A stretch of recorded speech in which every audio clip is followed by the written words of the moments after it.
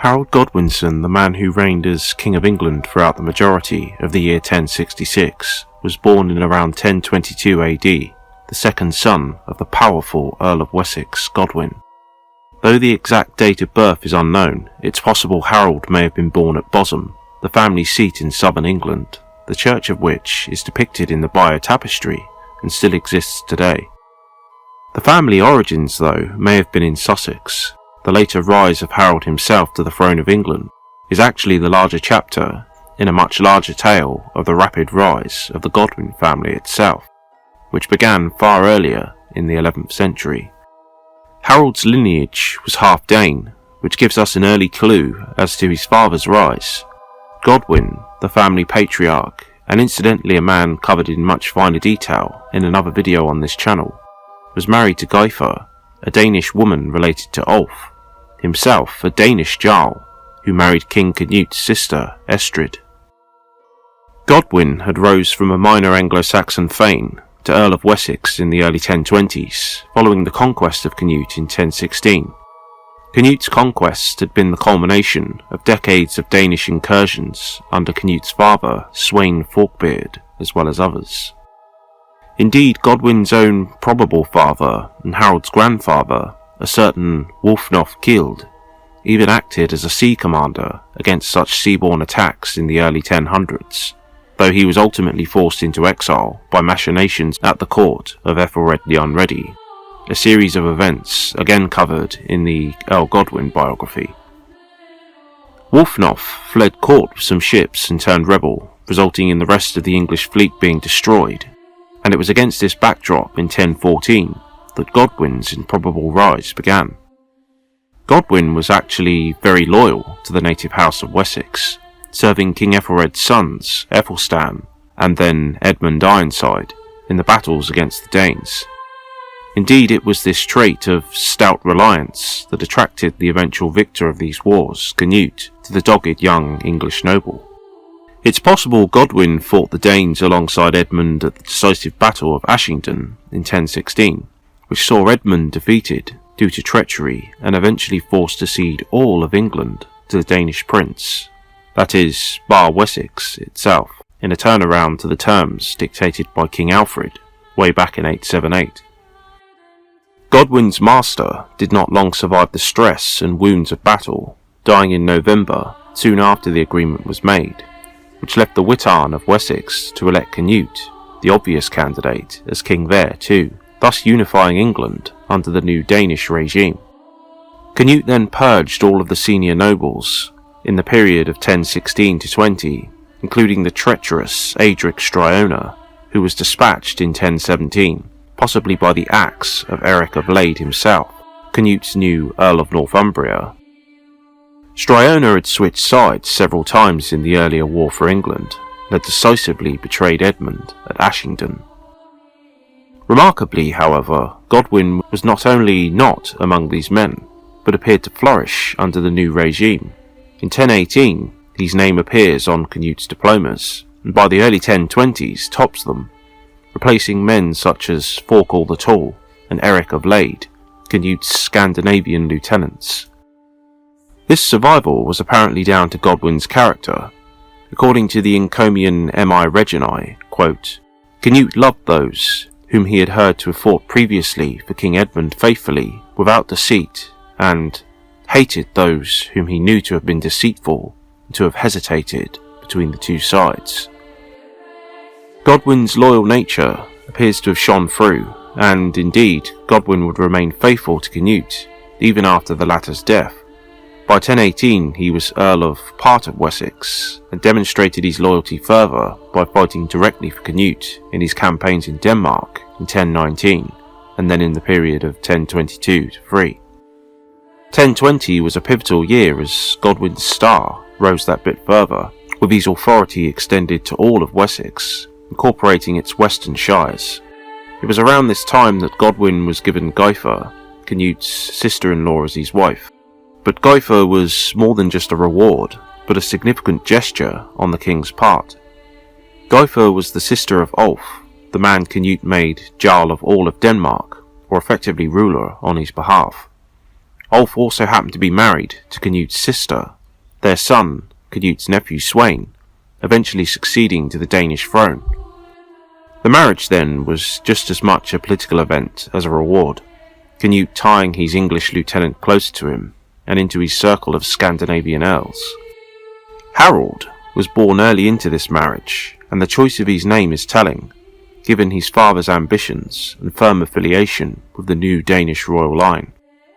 Like his brothers Sweyn, Tostig and Gurth, Harold's very name was Danish. He was named for his new lord, Cnut's grandfather, Harald Bluetooth. By 1023 then, Godwin held a unique position in England as an Englishman tightly bound by relation to Cnut and holding one of the highest offices in the land. Cnut's faith in Godwin is further evidenced in the latter's rapid rise to the top of Cnut's diplomas from about this time and until the king's death. Godwin's first golden age was arguably during this period, with his Danish lord presiding over a North Sea empire until 1035, and with a son, Harthur Cnut, Harold's family looks set to remain at the heart of English high politics for the foreseeable future.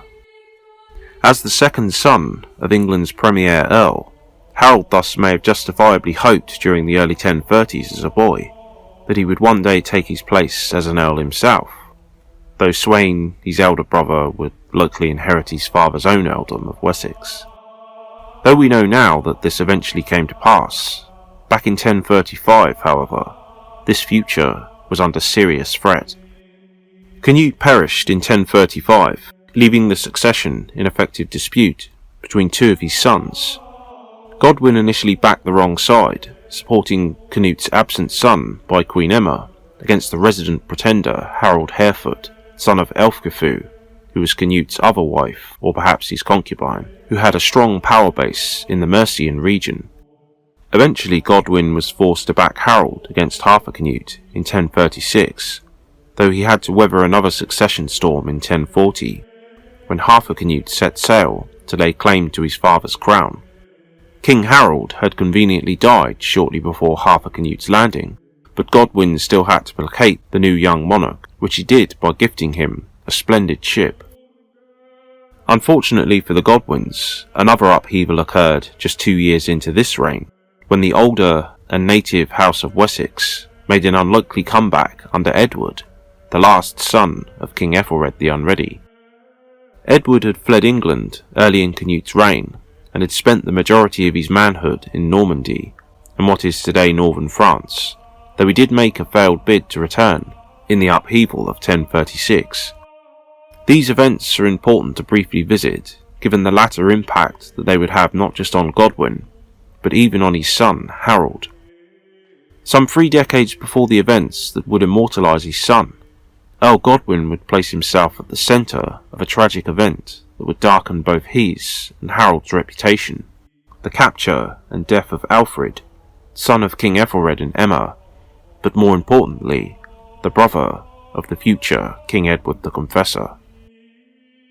Alfred had landed in England in response to a call for aid from his mother Emma.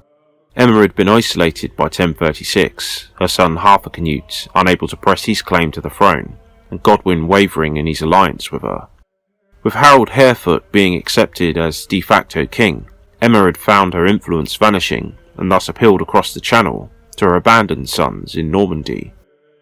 Edward had landed and skirmished with some locals near Southampton, but had wisely withdrawn back to Normandy. Alfred, however, had been intercepted upon landing by Godwin and ultimately tricked. His foreign retinue were captured and mostly killed, while Alfred himself had been blinded by the men of King Harold Harefoot and left to die at Ely. Since Godwin had been the man to initially capture the prince, he earned the undying hatred of his surviving brother Edward, the issue overshadowing their relationship, even up to Godwin's death. Though Godwin always denied direct involvement in the blinding itself, the accusations always loomed over the family and would in time provide a sturdy plank of justification for Duke William of Normandy's future bid for his cousin Edward's throne. In 1036 then, Godwin had ensured the survival of his family, but at great political cost in 1040, and more importantly in 1042. Arguably the other important man in Harold Godwinson's life, Edward the Confessor, had his own story to tell, which is worth momentarily exploring here. Edward was the son of King Ethelred the Unready, and his later wife Emma, daughter of Richard, Duke of Normandy. Initially, the Atheling had been low on the list in terms of succeeding his father, with several older half-brothers before him.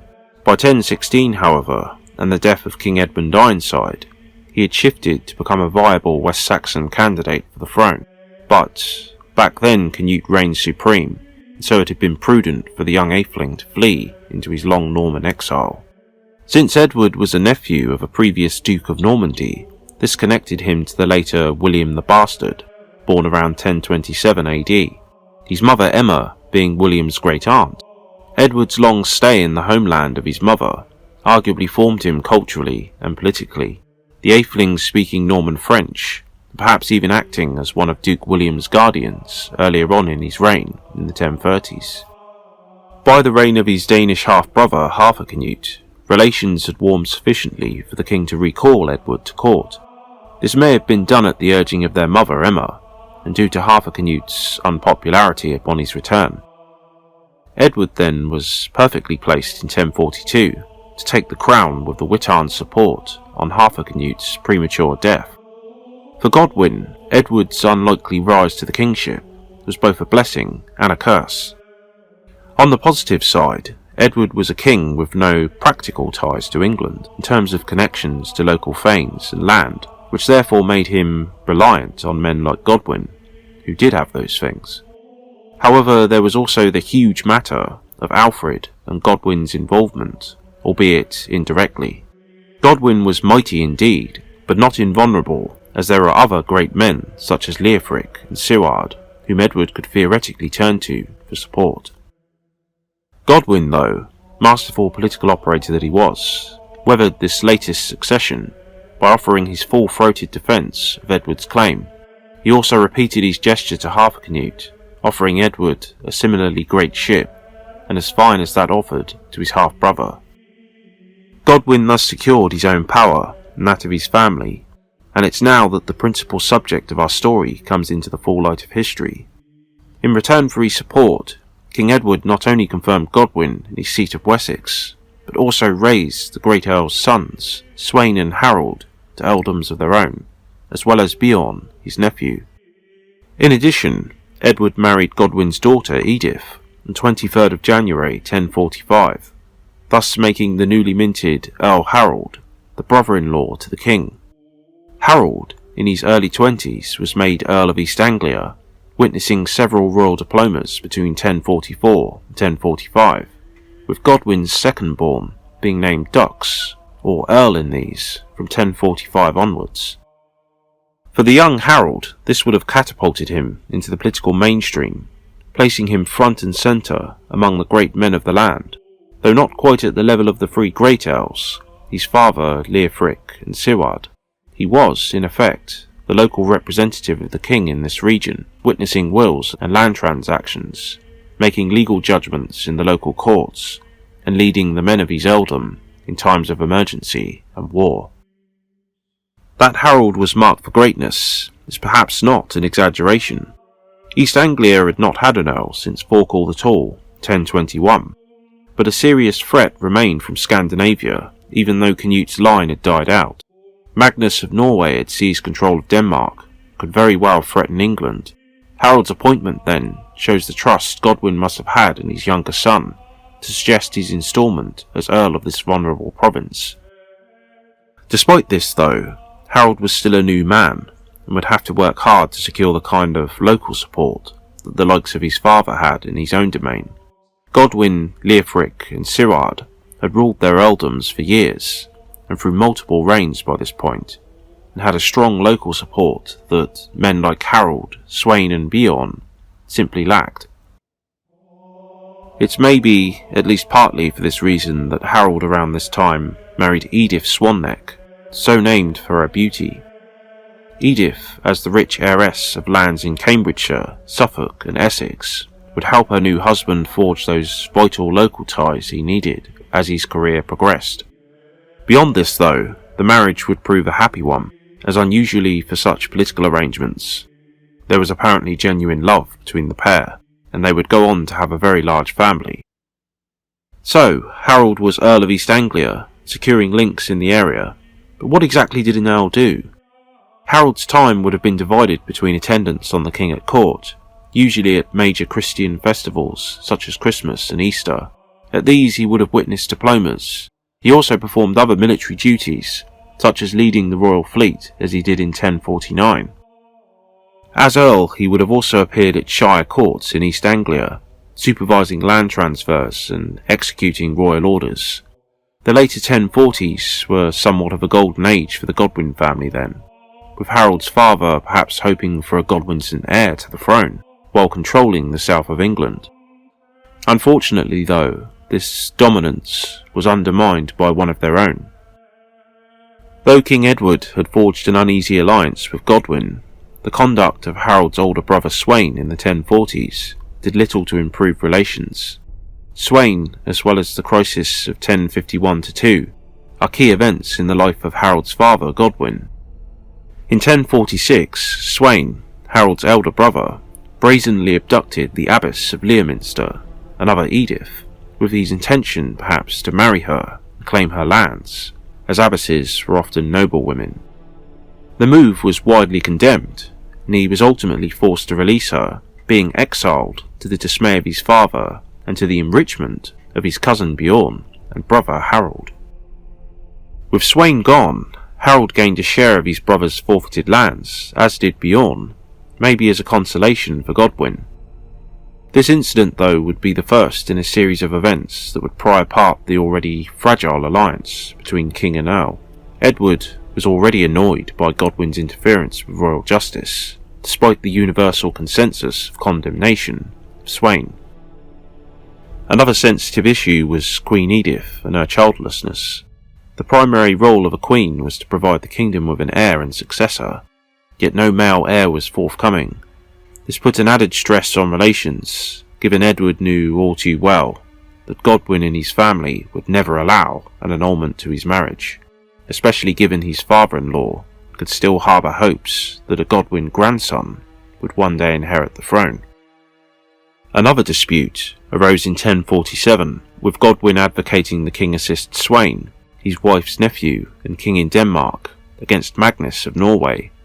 Leofric, Earl of Mercia, opposed this, and Edward sided with him, leaving Sweyn to his fate.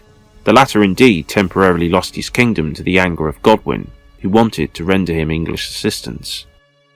Relations soured further between king and earl, as well as within the Godwin family itself, when in 1049 Sweyn appeared back in England.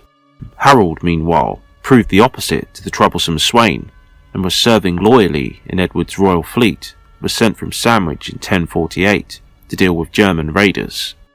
Sweyn's exile in Denmark had gone badly, and even the Vikings had kicked him out, prompting his return. Edward merely confirmed his sentence of exile, yet Sweyn, perhaps sensing a way back, apparently persuaded his cousin Bjorn to speak to the king on his behalf. The two rode together to Bosom, but it was there that things went badly wrong. For whatever reason, Sweyn attacked, bound and took Bjorn aboard his ship, before murdering him in cold blood. Even Sweyn's own men branded him a Neefing, or a man without honour, and mostly deserted him there and then. When the king heard of this, he confirmed his previous decision, and so Sweyn took ship to Bruges in Flanders. Harold sided firmly with the king and the majority against his father and brother, yet remarkably Godwin pressured Edward hard to allow for Sweyn's return. Yet despite his brother's heinous act, Harold was, at least from a practical standpoint, open to Sweyn's possible return, given Bjorn's lands at least could accommodate his brother at no real loss to him. King Edward was reluctantly persuaded to allow Sweyn's return, though the latter agreed to perform a penance by making a pilgrimage to Jerusalem, which he did in 1052. Sweyn thus returned to England in 1050, blighting the name of the family, and by his presence increasing tensions with the king, given that Edward had created a small earldom for his own nephew Ralph in Hertfordshire, which was now disputed with Godwin's murderous son. Yet the issue of Sweyn was just one thorn of discontent between Edward and Godwin that also affected the rise of Harold. By 1051, matters had come to the boil, with Edward feeling secure enough with the support of Godwin's great rivals, Leofric and Cild, and ordering the banishment of both Godwin and his family. In what began as a minor dispute over the appointments to both the archbishoprics of York and Canterbury, the year ended with Godwin refusing King Edward's order to harry Dover in retaliation for an incident there in which Edward's brother-in-law Eustace of Boulogne had fought some locals, resulting in deaths on both sides. The king had summoned a council at Gloucester to resolve matters, but Godwin miscalculated by arriving early with an armed following in an attempt to intimidate the king. This backfired spectacularly, as in the later confrontation at London in September, Edward refused both Godwin and Harold a safe conduct to meet him. With this one act, as well as the Godwin family's support ebbing away fast, their men unwilling to fight the king, Godwin and Harold fled into exile. Fortunately for the Godwins, they did manage to stash aboard their ships a vast treasure, which they took with them to Flanders. Tostig, Harold's younger brother, had recently wedded the sister of the count there, Judith. With Godwin in Flanders went Sweyn, Gytha, Tostig and Gurth. However, Harold, interestingly enough, headed west from London, and along with his brother Leofwine, headed to Bristol, shaking off the pursuit of Aldred, Bishop of Worcester, and made it to a ship which had originally been prepared for the likely exile of his brother Sweyn. Sailing from the River Avon, the brothers headed for Ireland. It's likely that such a voyage was pre-planned, with part of the Godwin clan's vast treasure earmarked for mercenary recruitment there. These were likely Norsemen from the city of Dublin. Harold's voyage was not easy, his ship battered by violent winds before he landed. The brothers were received by the King of Leinster, who controlled the Viking city. Evidently Harold proved himself an able diplomat, as the king agreed to render the brothers aid and treated them well enough that years later Harold's own sons would choose exile there after the disaster at Hastings. With Godwin and his sons finally banished, King Edward thus enjoyed a mini-personal golden age of freedom, able to reorganise the confiscated lands, including those of Harold.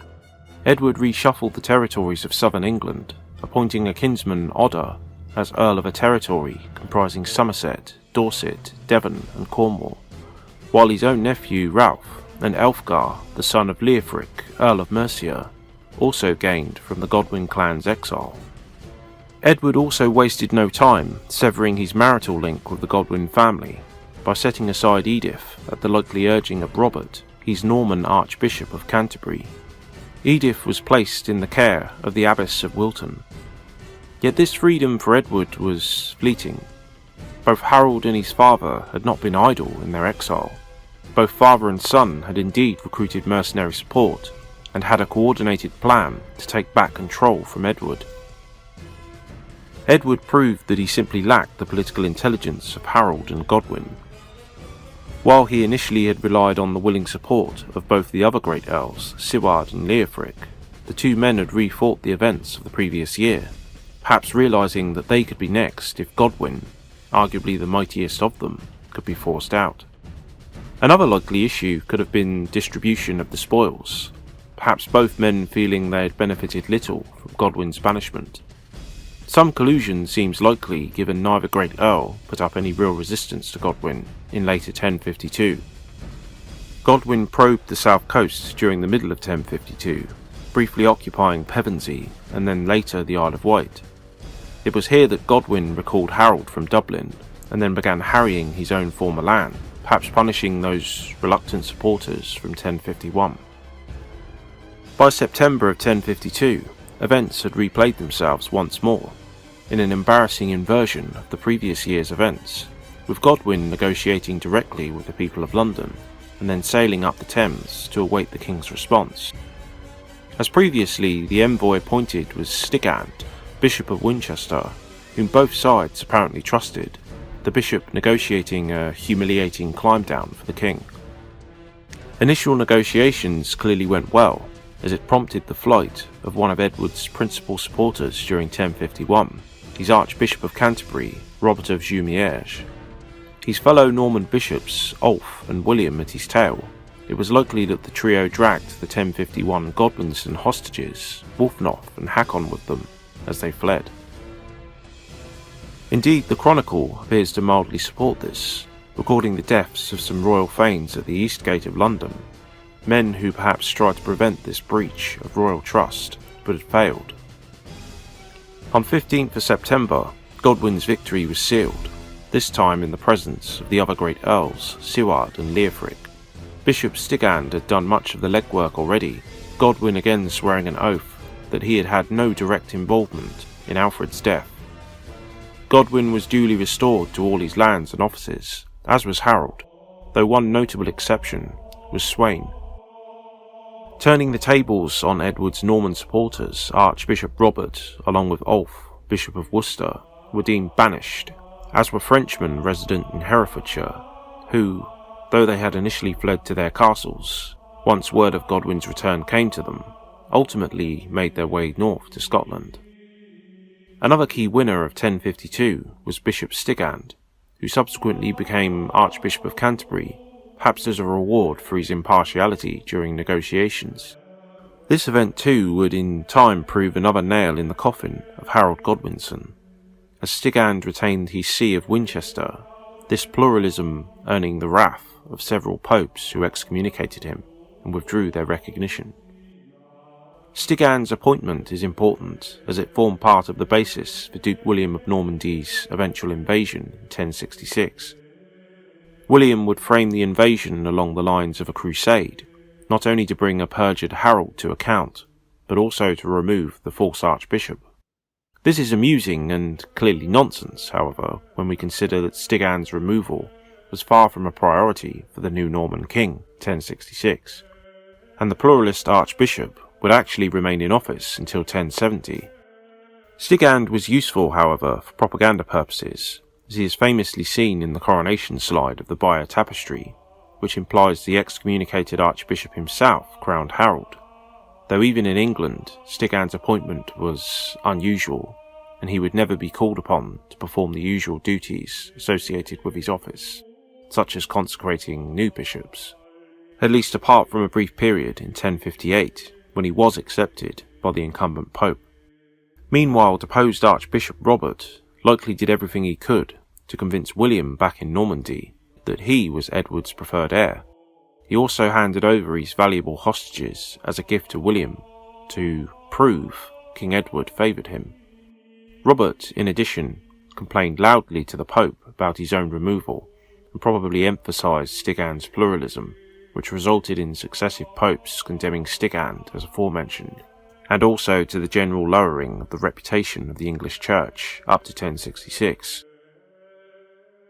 For King Edward, his fortunes had plummeted to new depths. Not only was he back where he started, Godwin was restored, and the vile Sweyn would soon return. He was even worse off, as he was now bereft of his Norman and French supporters. Yet, all was not lost. On September 29, 1052, Sweyn died near Constantinople on his way back to England. His father, the family patriarch, would soon follow to Edward's delight. Harold perhaps quietly celebrated his brother's demise, as his father's unconditional support would likely have left him to play second in command to the whims of a savage, possibly crazy elder brother as Earl of Wessex. Harold would not have a long wait as Godwin's heir. Godwin collapsed on Easter Monday of 1053 at a feast with King Edward himself. He lingered on for 3 days, but finally expired on April 15th. Though the phrase is often overused, this really was the end of an era for the Kingdom of England. Godwin was buried in the Old Minster in Winchester. The man who had done more than any other to propel his son to the kingship had died, and Harold was quickly recognised by Edward as his successor to the Earldom of Wessex. So far, Harold's story has largely been his father's. From 1022 to 1053, Harold was a second son and minor earl, yet a talented and valued one at that. From 1053, though, Harold assumes prime place in the Godwin saga. In 1053, Harold once again rose, as he had done in 1045. yet this time to the premier position of the kingdom under King Edward himself. Edward's choice was logical, given Harold's roots in the region meant he was more than qualified and able to perform his duties as England's leading Earl. Harold too, unlike either his elder brother Sweyn or his father Godwin, was somewhat of an ambivalent or even neutral figure to Edward. He had served the king loyally as a naval commander during the 1040s. As one would expect, he naturally threw his support behind his own father in the 1051 crisis, but apart from this, he was a valuable and loyal man. 1053 was an opportunity to wipe the slate clean, and Harold eagerly seized this chance with both hands. Neutral is perhaps too harsh a word, as the chronicle does describe somewhat vaguely Godwin's sons as royal favourites. It's safe to say that Tostig was one of these, as subsequent events will show. Harold most likely was the other, though held in less affection by the king and Queen Edith, his sister. Harold had not been asked to provide hostages of his own during the 1051 negotiations, perhaps a sign of favour, or at least trust in Harold. Harold too had not supported his father's decision to have Sweyn reinstated, though to be fair this probably had selfish motives too, in not wanting to give up any lands. One issue that remained, however, was the Queen, Harold's sister. A childless king was never a route to peace and stability. A compromise may have been struck during the 1052 period, with Stigand perhaps suggesting the recovery of Edward's nephew from Hungary. Stigand was likely old enough to remember the exile of Edward Atheling in 1017, as he had been Cnut's priest as early as 1020. Edward, known appropriately as the Exile, may seem an odd choice, given King Edward had relatives much closer to home, for example Earl Ralph or Count Walter of the Vexin, but these men had a lesser claim, given their descent through the female line. Harold and the other great men may have also grown used to having a weak overlord, with little to no links in the land or with the people themselves. Edward the Exile, then, was an ideal choice to succeed the king. Edward the Exile was also the son of King Edmund Ironside, who we briefly met back during Godwin's early days as a Thane on the Make.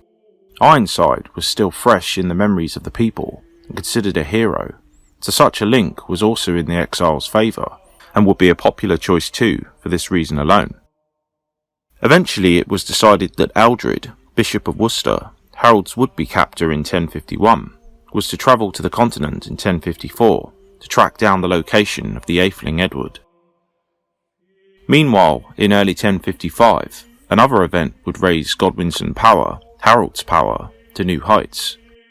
King Cnut's great Earl, Cild, finally died. This was another major event that would have profound effects on Harold's future.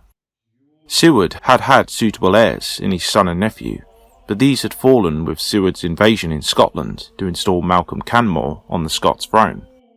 Ciud was survived by his infant son Wulfnoth.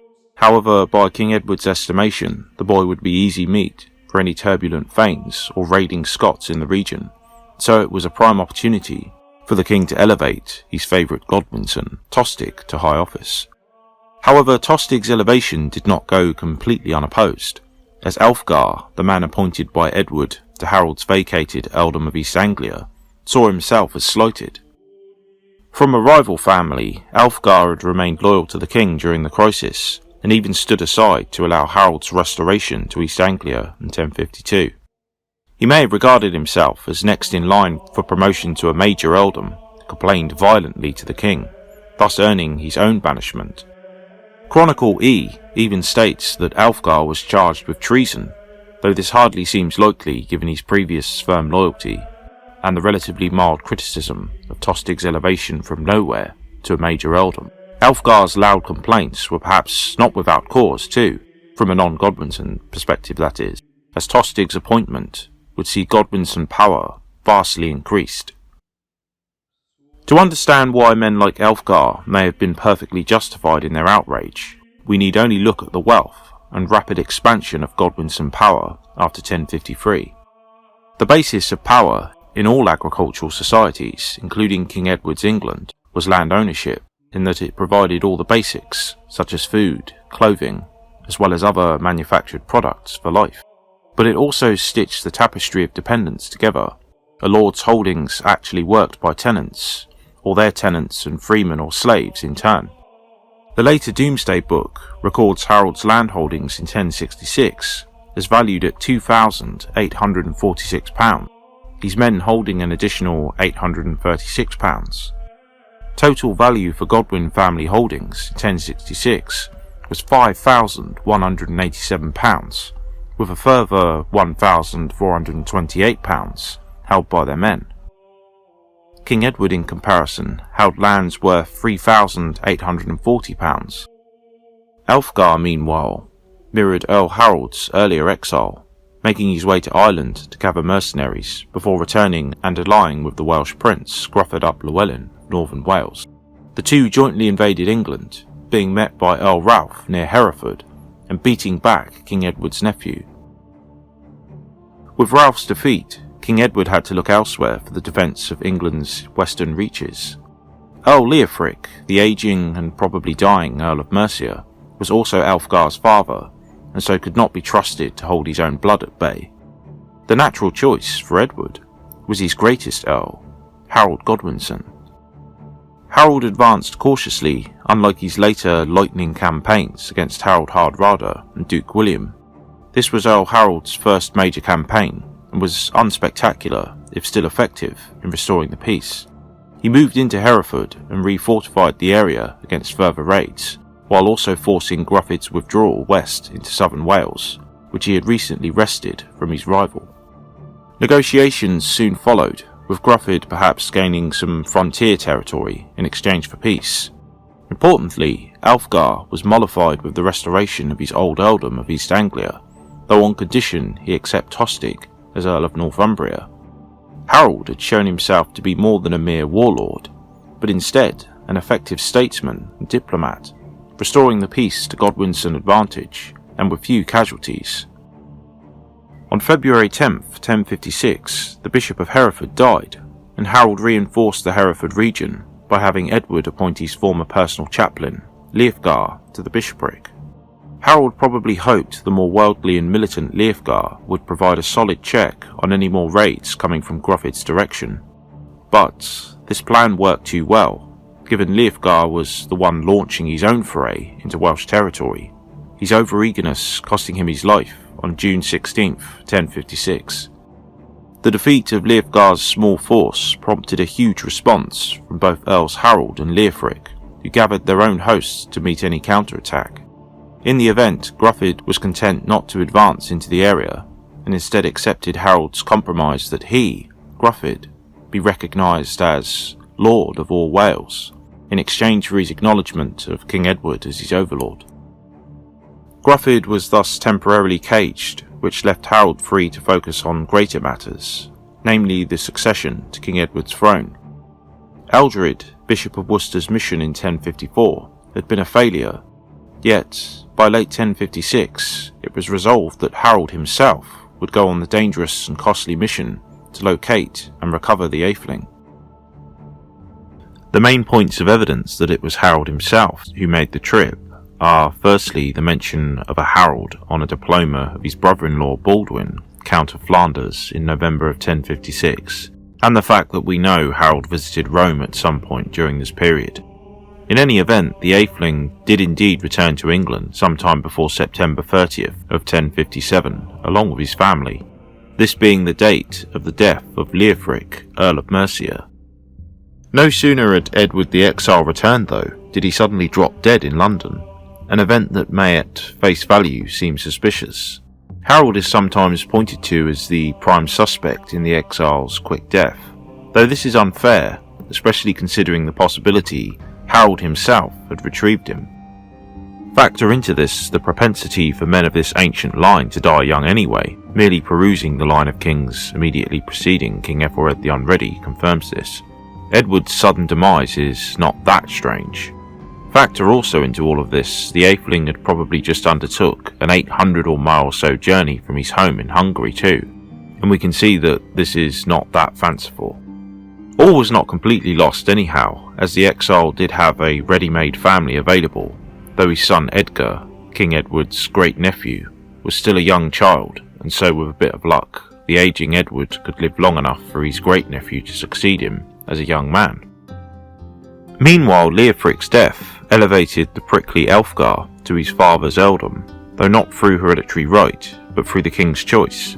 Much like Harold's own elevation to his father Godwin's earldom in 1053, Elfgar's appointment also made sense, given he too would have connections and influence that suited him to rule there as Edward's man. But if Elfgar had been nervous of Godwinson domination in 1055, then his head probably swam with trepidation, as his own elevation to Major Earl status was tarnished by the ascension to his vacated earldom of East Anglia of Harold's younger brother Gytha. Not only this, but King Edward's nephew Ralph also breathed his last on December 21st of 1057, leaving the border region vulnerable without a lord. In normal circumstances, Elfgar may have expected an extension to his own authority. However, given that the people of Hereford would probably not welcome him following his alliance with Gruffydd and their ravaging of the place, Harold himself absorbed part of the territory under his own purview. The eastern part of Ralph's former lands were gifted to yet another Godwinson, Leofwine, who held an inland smaller earldom. Whether it was due to lack of eligible candidates or a naked power grab, Elfgar was now unique as the only earl in King Edward's kingdom who was not a Godwinson, and this fact evidently made him nervous enough to reactivate his links with Gruffydd to the west. This time, however, he sought a more permanent alliance, marrying his daughter to the Welsh king. To his mind, this secured his long border with Wales from attack, and also provided a potential source of manpower and support if things went foul in England. For King Edward, though, this was unacceptable. Gruffydd was the chief enemy of his realm, and for one of his major earls to openly ally with him was bordering on, if not outright treason. In 1058, Elfgar once again headed into exile, this time rushing straight into the arms of his new son-in-law. To make matters worse, a Norwegian fleet under King Magnus was also present in the Irish Sea and joined the two men, forming a dangerous triumvirate. The Norse raided along the northeastern coast, while Gruffydd raided into England. The result, though, was pretty much a repeat of 1056, with Elfgar restored to his earldom, his pride appeased with an extension of his earldom into Oxfordshire. Gruffydd too was offered land beyond the River Dee, as is recorded later in the Domesday Book. As for Elfgar, his fiery belts of rebellion and restoration peter out anticlimactically sometime in the early 1060s, as he dies at a point between 1058 and 1065. This is given that we know his own son, Edwin, is recorded as being Earl of Mercia by this time. The next half-decade from 1058 was probably a period of relative peace, if a tense one, with Elfgar considering his treasonous alliance with Gruffydd an adequate counterbalance to Godwinson hegemony. Gruffydd too may have also felt safe as the master of his own unified Welsh domain, with his father-in-law to the east, and yet this fragile peace would not last. In 1061 the Godwinsons, for their part, plainly felt secure enough for Tostig and Gytha, the Earls of Northumbria and East Anglia respectively, to venture to Rome with Ealdred, the newly appointed Archbishop of York. Tostig's confidence may have been overinflated, given his nominal friend and ally, Malcolm, the King of Scots, used the opportunity of his absence to raid south of the border, even attacking Lindisfarne, site of the more famous Viking raid of 793, before withdrawing upon the Earl's return. Peace gave way to war on the death of Earl Alfgar, though there are no certainties. A source does indicate that Alfgar supported the selection of Wulfstan as Bishop of Worcester, which occurred before August of 1062. This is supported by Harold's actions soon after this point, as he launches a major attack on Wales, the domain of Alfgar's ally. If his support of Wulfstan was his last recorded political act, and Harold's attack on Rhuddlan came around Christmas of 1062, we can assume Alfgar died sometime in 1062, as this would explain why Harold felt so secure in attacking Gruffydd. Harold, during the Christmas of 1062, was attending the king at his Gloucester court when he decided to strike Gruffydd with a large cavalry force. Gathering his men, Harold rode the 100 miles to Rhuddlan on the northern Welsh coast. The expedition was so quick that Gruffydd barely escaped with his life, fleeing out to sea. Harold, perhaps frustrated that his quarry had escaped him, contented himself with burning the Welsh king's palace to the ground, along with his remaining ships. That Harold could raid so deeply into Gruffydd's territory perhaps exposed the Welsh lord's fragile supremacy over his fellow countrymen. In consultation with King Edward, Harold decided to deal with the Welsh menace once and for all, gathering his forces in the spring of 1063 for a decisive campaign. The plan was to overwhelm Gruffydd with a joint attack from both land and sea, in what turned out to be a well-coordinated campaign. Harold placed command of the land forces under his brother Tostig, the Earl of Northumbria, who was perhaps eager to avenge the raiding of his Earldoms coastline by Gruffydd's Norse allies years before. Harold himself took command of the naval fleet, setting out from Bristol, raiding along the Welsh coast, taking hostages and booty. Tostig did the same by land, probably entering through the Chester region with a large cavalry force and into northern Wales. Much like the later King Edward Longshanks, Harold's likely target was the occupation and devastation of the Isle of Anglesey, Gruffydd's granary and the base of his power. This combined attack was thorough, to be sure. Gerald of Wales, a much later source, writes of how Harold erected many stone markers of his victories in Wales, the inscription, "Here Harold was victor," dotting the country. These frequent minor victories drove Gruffydd into the rugged terrain of Snowdonia, but also alienated the Welsh king's supporters from him. Gruffydd effectively became an outlaw in his own lands, his supporters desperate to appease the English invaders. On August 5th of 1063, Gruffydd finally met his end at the hands of a certain Cynan, son of Iago, who took his severed head and placed it before Harold himself, thus signalling Welsh submission. Harald, ever the diplomat, agreed to place two of Gruffydd's surviving half-brothers in power in the north, in exchange for their public oaths of submission to both King Edward and Harold himself. With the removal of Gruffydd's hegemony, southern Wales devolved into the usual struggle between native petty princes. The threat of a unified and powerful Wales was thus neutralised. By 1064, Harold Godwinson was arguably at the height of his power before his kingship. With Earl Alfgar dead and his Welsh ally removed, he had no real opposition in England. Godwinson's sway extended over most of England, with three of his brothers being earls in their own right. Harold was secure in his own position, adding even more lands into his already considerable portfolio after the Welsh campaign. His marriage was a happy one and had produced several growing children, as the curious oath of the northern Welsh princes indicates, with their oaths of loyalty to both Edward and himself. Harold was almost equal in power to King Edward himself, and most definitely his undisputed right-hand man. However, it was around this time that things began to fall apart for this most tragic of English heroes. What precisely occurred is not really known even today. Norman sources maintain that Harold, powerful as he was ordered by King Edward to travel across the Channel to confirm his designation of William, Duke of Normandy, as his preferred heir, and to swear fealty to him. This is probably untrue. For a start, English succession didn't really work like that. Of course, an incumbent king's preference was important in the process of succession, but not necessarily decisive. William of Normandy had no royal blood, and most certainly could not be called an Atheling in any sense. He was related to Edward through his great-aunt Queen Emma, the Norman sister of Duke Richard the Good, who was William's grandfather. Also, even if Edward somehow could decide the succession in this way, as a foreigner with no ties in England, why would anybody else, least of all the leading men, such as the earls or more powerful thanes, accept him? Harold too had no real incentive to do this, and King Edward wasn't stupid enough to expect his right-hand man to jeopardise his own interests in this way by swearing fealty to the young and hard-nosed Norman Duke, a man he had little chance of controlling. Finally, Edward's actions, both before and after this time, are inconsistent with the Norman chorus insisting on William's designation.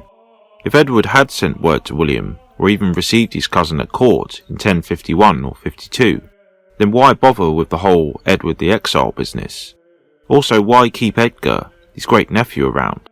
This child had more claim to the throne than anybody else, including Harold Godwinson himself, Edward's alleged final act too makes no sense in this context.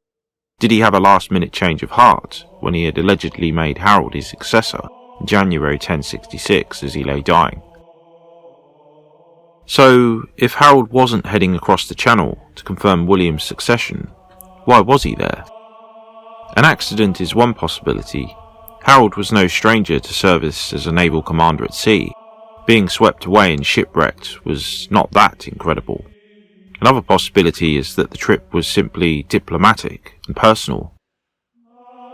Since 1052, Harold's youngest brother and nephew Wulfnoth and Hakon, respectively, had been languishing in Norman captivity, the duplicitous Robert of Jumièges having handed over the valuable hostages to his new master, Duke William. Harold then may have headed to Normandy to treat with William for the release of his relatives. What appears to have gone wrong was Harold's misjudgment of William's ambitions and intentions. William was well aware of the situation in England regarding the fluidity of the succession, and may have seen this uncertainty as an opening for his own claim, however non-existent that was. Robert of Jumièges had also probably fed the flames of William's ambition, maybe even persuading his lord that Edward really did favour his cousin as a possible successor. It was this miscalculation that doomed Harold later on. Rather than landing smoothly at the head of a formal delegation, it appears Harold instead found himself shipwrecked in the territory of one of William's vassals, Guy of Ponthieu. Guy was far from a polished diplomat and simply imprisoned Harold, perhaps hoping for a vast ransom in return for England's premier Earl. When William heard the news, he must have saw his chance. Sending word to Guy, he demanded Harold be handed over to him, which he promptly was. Harold's prospects were now darker than ever, though. Any leverage he had had in negotiations had now evaporated, as he was now in Duke William's debt. Guy rode with his precious prisoner to Eu, where he handed over Harold personally to William. Initially, William's welcome was warm, his demeanour friendly. Harold was conducted with all honour into the ducal capital in Rouen. However, thoughts soon turned to war. William invited Harold on campaign with him against the Bretons. This campaign was a small-scale, cavalry-focused raid, but served William's likely dual purpose of both awing Harold with his own military might and prowess, while also using the time to properly gauge Harold himself. Thus began a deadly dance of political cat and mouse. William's formal purpose of invading the territory of Duke Conan II was to undermine his authority through William's support of a rebel lord. One notable event which occurred at the estuary of a river near the border was Harold's rescue of two of the Duke's knights, an event celebrated in the bio-tapestry itself. This was an impressive feat, to say the least, with the tapestry showing Harold pulling one man, presumably armoured, out with one arm, while another knight clings to his neck. William's wider campaign was a success, with his raising of Duke Conan's siege of his rebellious vassal. This undercut the Breton duke's authority, whilst enhancing William's own, forcing the humbled Breton lord to retreat to his own city of Rennes, though Conan, in league with Count Geoffrey of Anjou, attempted a counterstrike. Both sides ultimately withdrew into their respective territories. This campaign was valuable to both men in different ways. William learnt how intractable an opponent Harold could be to his ambitions for England, and that he must somehow weaken him or undermine his own authority. Harold had also proven his own personal courage, for which the tapestry even depicts Duke William knighting Harold. For Harold, the whole exercise was a great opportunity to size up William in turn, while studying firsthand Norman military tactics, specifically their skilled use of cavalry and perhaps their castles. Such on-the-ground experience would prove invaluable much later, when Harold eventually confronted William at Hastings. On their return to Normandy, William finally revealed his true intentions, having Harold swear on holy relics, as, again famously depicted in the bio tapestry, to support his claim to the throne of England on King Edward's death. Harold was caught between a rock and a hard place. He could not very well deny the Duke's demand. He would likely have shared the fate of his relatives if he had done so, and left England without its leading Earl. Harold then had very little choice but to swear the oath, and in a very public ceremony in either Rouen or even Bayeux. Where and exactly what the specifics of the oath were are actually unimportant, as William was satisfied enough he had gained sufficient moral leverage over his rival to release him, though he retained his brother Wulfnoth as a guarantee of Harold's pledge. No sooner had Harold returned with his nephew Hakon in tow did another crisis soon erupt to disturb the peace of England. This time the trouble came not from Mercia, but from the north.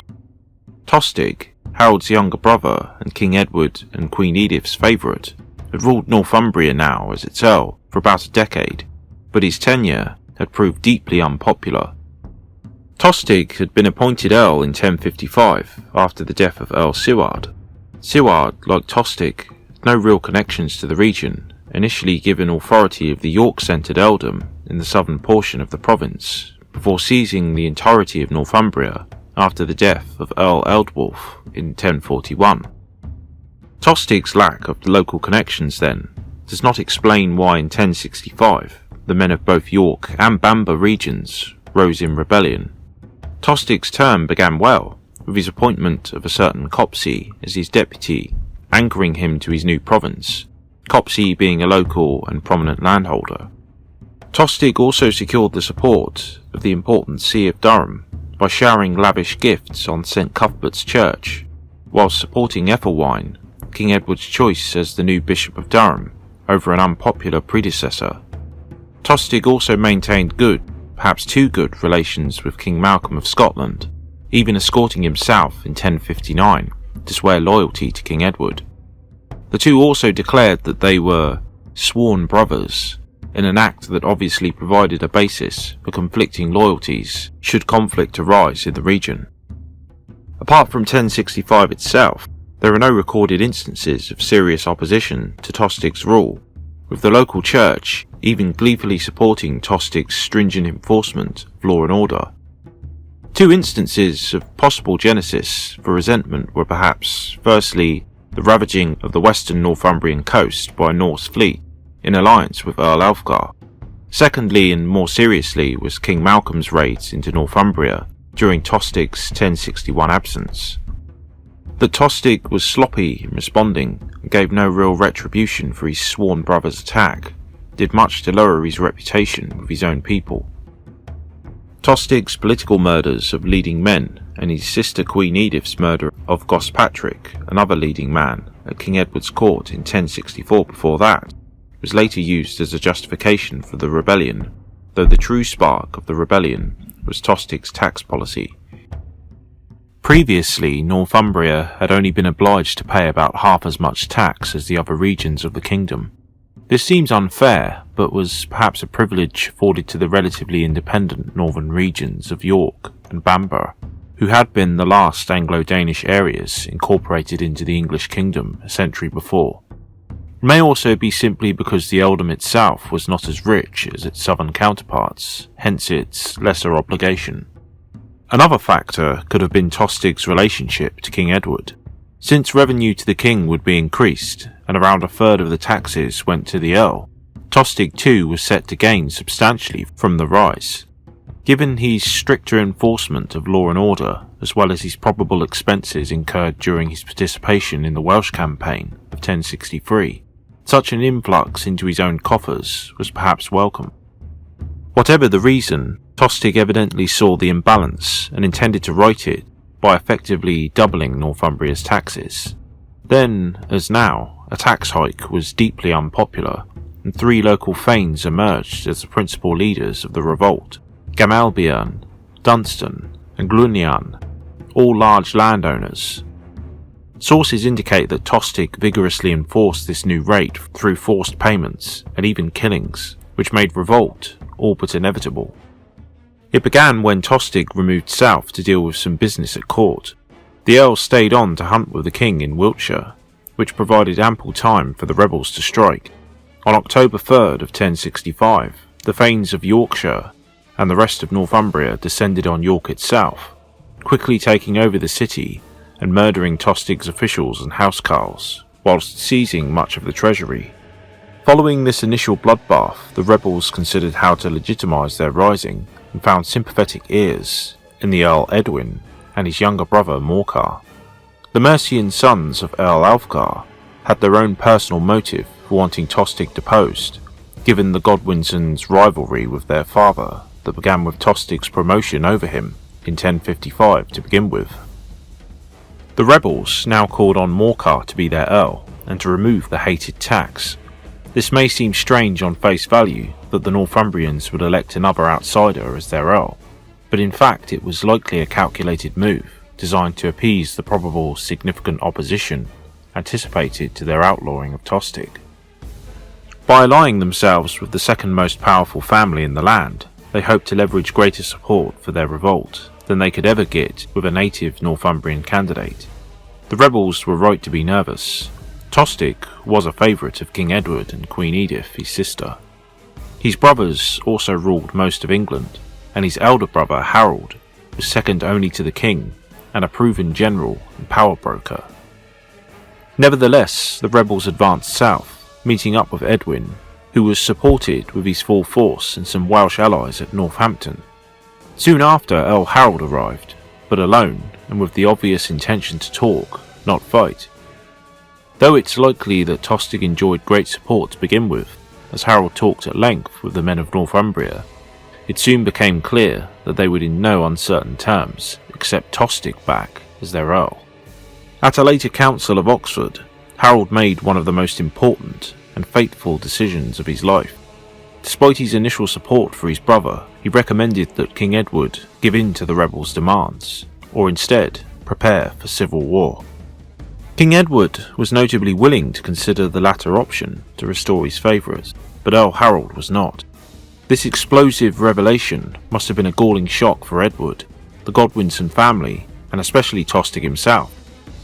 When he had sufficiently recovered his resolve, Tostig angrily accused his brother of concocting the whole affair to remove him, a dangerous rival, from his position, perhaps an underhanded hint that Harold's own ambitions for the throne were far from a closely guarded secret. Harald felt the accusation serious enough to swear publicly that this was not the case. The incident, though, irrevocably split the Godwinson family in two. Queen Edith and King Edward staunchly supported Tostig, with Gytha, the family matriarch, being grieved at her son's eventual banishment. It's possible Gurth was closer to Tostig than Harald, having accompanied him and his father to Flanders in 1051, though Leofwine seems more neutral. Both younger brothers, though, ultimately appeared to have accepted their elder brother's decision, as both loyally served him, even to their deaths at Hastings. King Edward, for his part, impotent to control events, finally consented and sent Harald back to Northampton to confirm that Morcar was now Earl of Northumbria. The rebels were pardoned, and the hated tax was removed. The deposed Earl Tostig, unwilling to accept the king's endorsement of this settlement, was banished. He gathered up his wife and retinue, including some loyal thanes, and sailed angrily away to the court of his brother-in-law, Count Baldwin of Flanders. Harald had created a new and deadly enemy.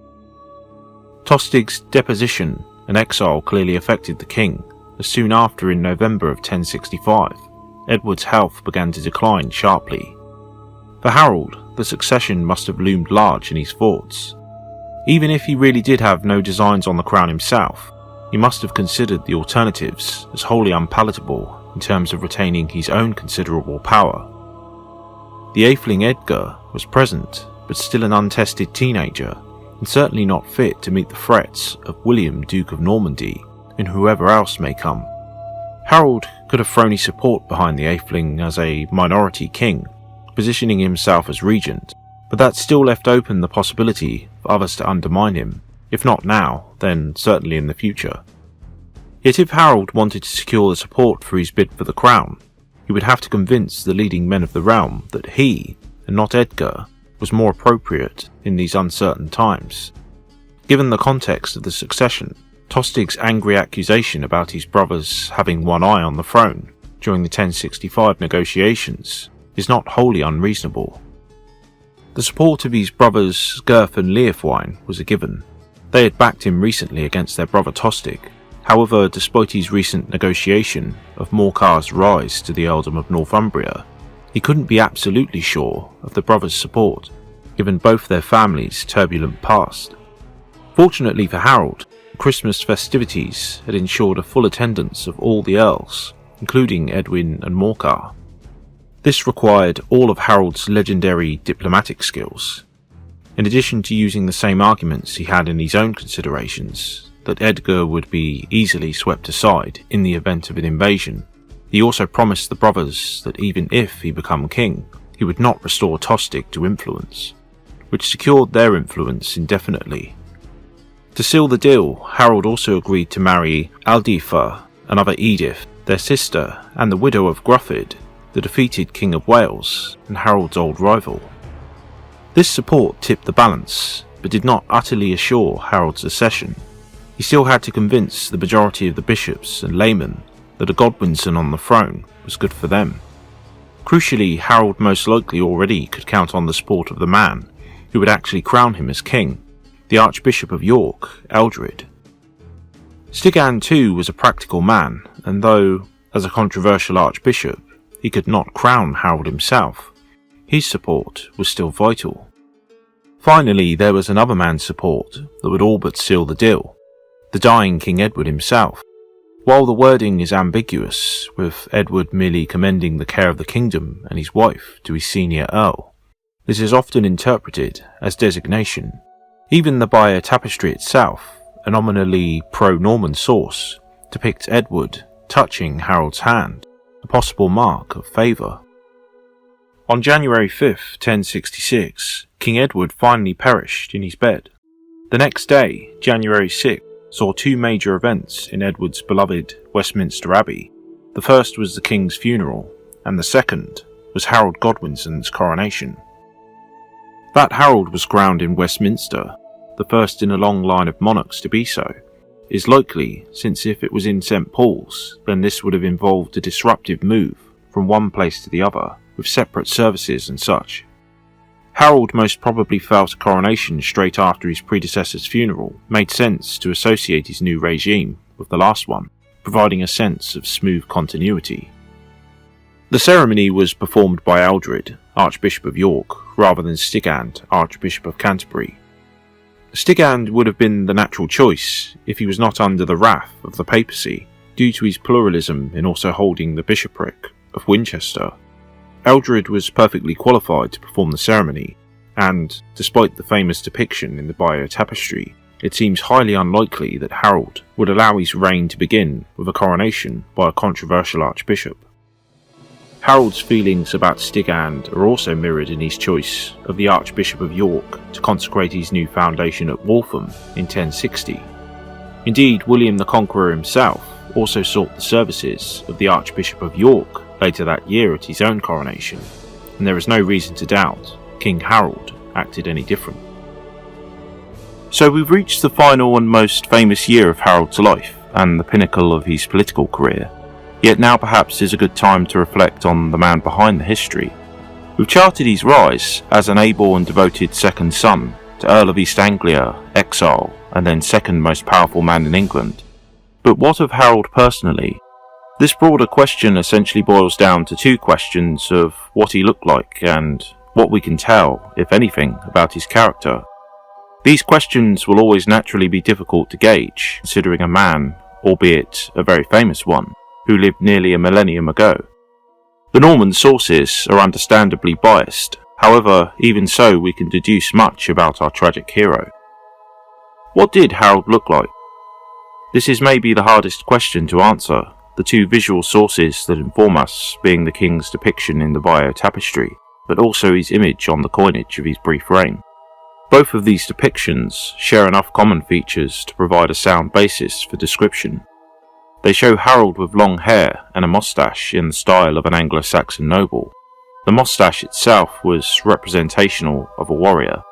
In addition, coins from the time complete this image by adding a trimmed beard, which may have been grown after his coronation as king, better to win his image with the new gravitas he had as a monarch. Indeed, King Edward the Confessor wore a beard in the tapestry, and the beard is also sported by English kings in other images. Harold's coinage, though useful, must ultimately be placed within a grey category of accuracy. given we know that they are influenced by earlier Roman imperial designs based around the neck muscles, and thus likely shows Harold how he wanted to appear, rather than how he actually appeared. As for the rest of him, we're on firmer ground when we accept the Vita Edwardi's account of his body as handsome, graceful and strong.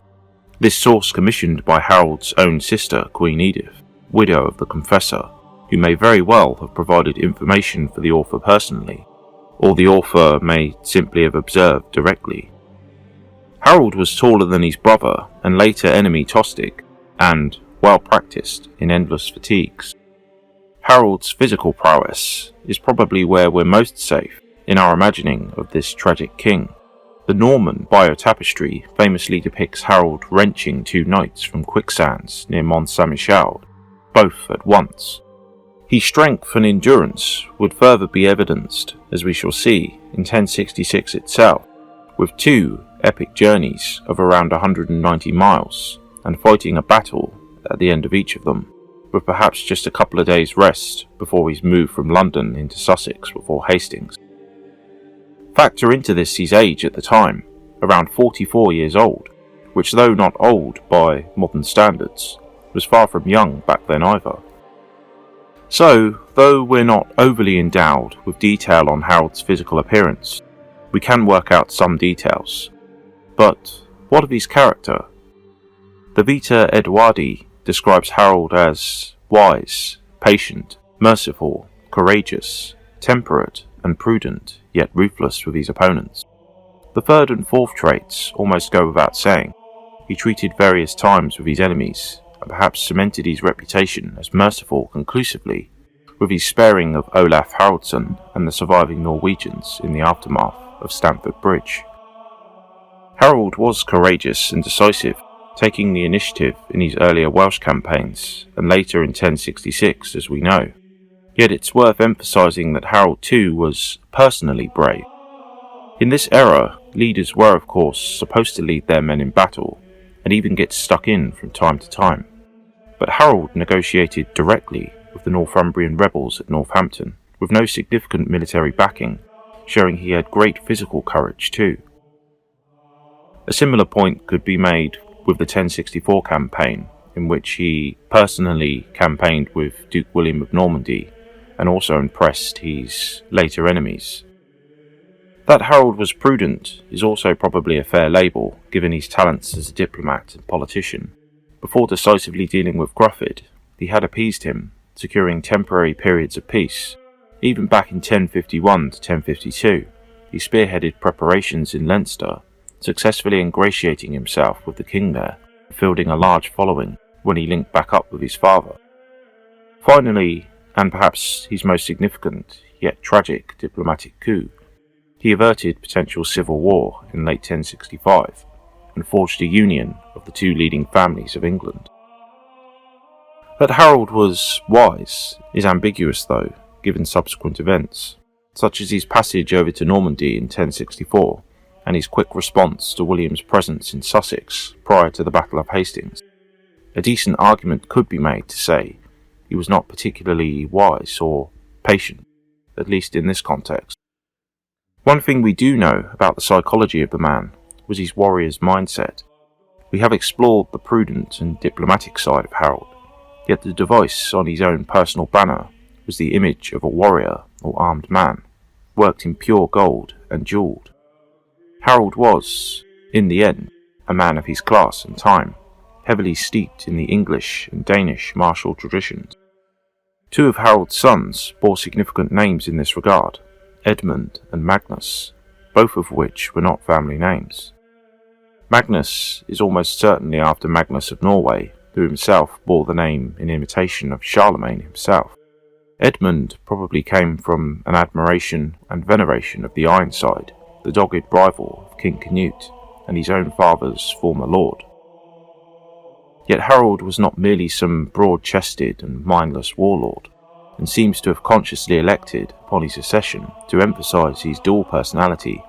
The legend on his coinage, the Latin pax, or peace, an attempt at creating a strong, but just and peaceful image for his subjects and enemies alike.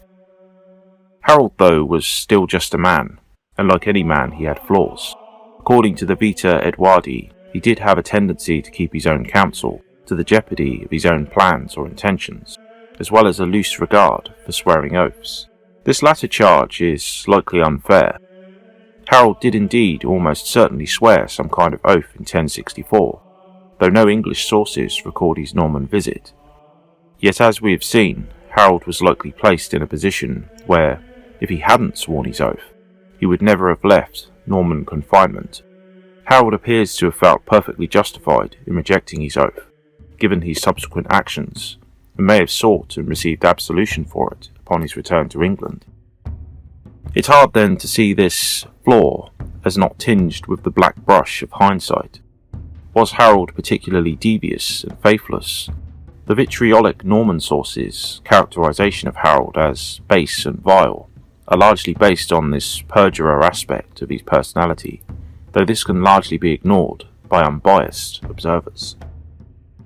For starters, Harold, as we've noted several times, was a gifted diplomat, a skill unlikely to have been honed by one of questionable character. Recall also Harold was not required to provide his own hostage during the crisis of 1051, unlike his father and elder brother. Apparently, his good character stood for itself, not likely if he had a particularly black reputation as an oath-breaker. Finally, to put this crucial black mark against his character to bed, Harold was not, as would be implied by the frequent perjurer trait, particularly impious. As a man very much of his age and class, he gave generously to the church and was a noted supporter, benefactor of a number of religious houses, including Worcester, Malmesbury, Abingdon and Peterborough. Though not quite as famously as his former lord, Edward the Confessor, Harold, like many of his time, did devote particular funds and support into his own project. Edward had had his Westminster, and Harold had Waltham Abbey. The king having granted him the land, Harold had rebuilt the church there in 1060. He donated 70 hides of land to the church, supporting 12 regular canons under a dean named Wulfstan. In addition, he gifted lavish gold and silver church furnishings and vestments, and collected 59 holy relics from across England and Europe. Harold was very much a typically religious noble of his era. Of course, no personal portrait of Harold would be complete without considering his marriages. To later medieval eyes, Harold's first and arguably more significant marriage to Edith the Fair, or Edith Swan-Neck, would have been illegitimate, and thus any children sired through it also so. Yet at this time, marriage more Danico, or in the Danish manner, was quite common, especially among those of Danish heritage, like Harold. Indeed, the greatest Dane of them all, at least in his own time, Cnut, was married to Elfgifu of Northampton in this way, which also didn't stop her son Harald from taking the crown in 1035. Indeed, Cnut's situation perhaps indicates the usefulness of such unions, in that they could be contracted and dissolved without the usual complication of divorce in the Christian manner. Harald, it appears, followed Cnut's own example when he set aside his Danish wife for Emma, by himself marrying Edith of Mercia, with the likely condition that any offspring from this union would take precedence over Harold's older sons. As with nearly all marriages of this age and class then, Harold ultimately wed in the Christian manner for political gain, and likely with an eye on the crown. Yet this doesn't mean Harold set aside Edith the Fair completely. In fact, Edith herself was likely, at least initially, a political match made by Harold earlier on, as Earl of East Anglia, to secure support in the region. Edith was actually a wealthy lady in her own right, holding lands amounting to around £520 in value in 1066, and though she was probably just a political tool to begin with, actually proved the love of Harold's life, from what we can tell. It's said that it was Edith who identified the battered and bloodied body of her husband during the aftermath of Hastings, doing so in the hopes that his mortal remains might be allowed rest in his own foundation at Waltham. Whatever the real truth behind the marriage, it was fruitful, with the elder of Harold's sons evidently being old enough in the late 1060s to campaign after the initial conquest. Harold, despite the large break with Tostig in 1065, does in general seem to have been close and supportive of his brothers and family. It's possible he was closest to Leofwine than the others, though his accompanying Harold to Ireland during their exile may have been for purely tactical purposes. Harold threw his own personal authority and support behind raising his brothers to Earldoms during the mid to later 1050s, and to be fair to Harold, 2 points on Tostig need to be made. Firstly, that he did initially support and likely fight to keep him in place as Earl. It's not like he simply just rolled over and said, "Oh, okay, that's that."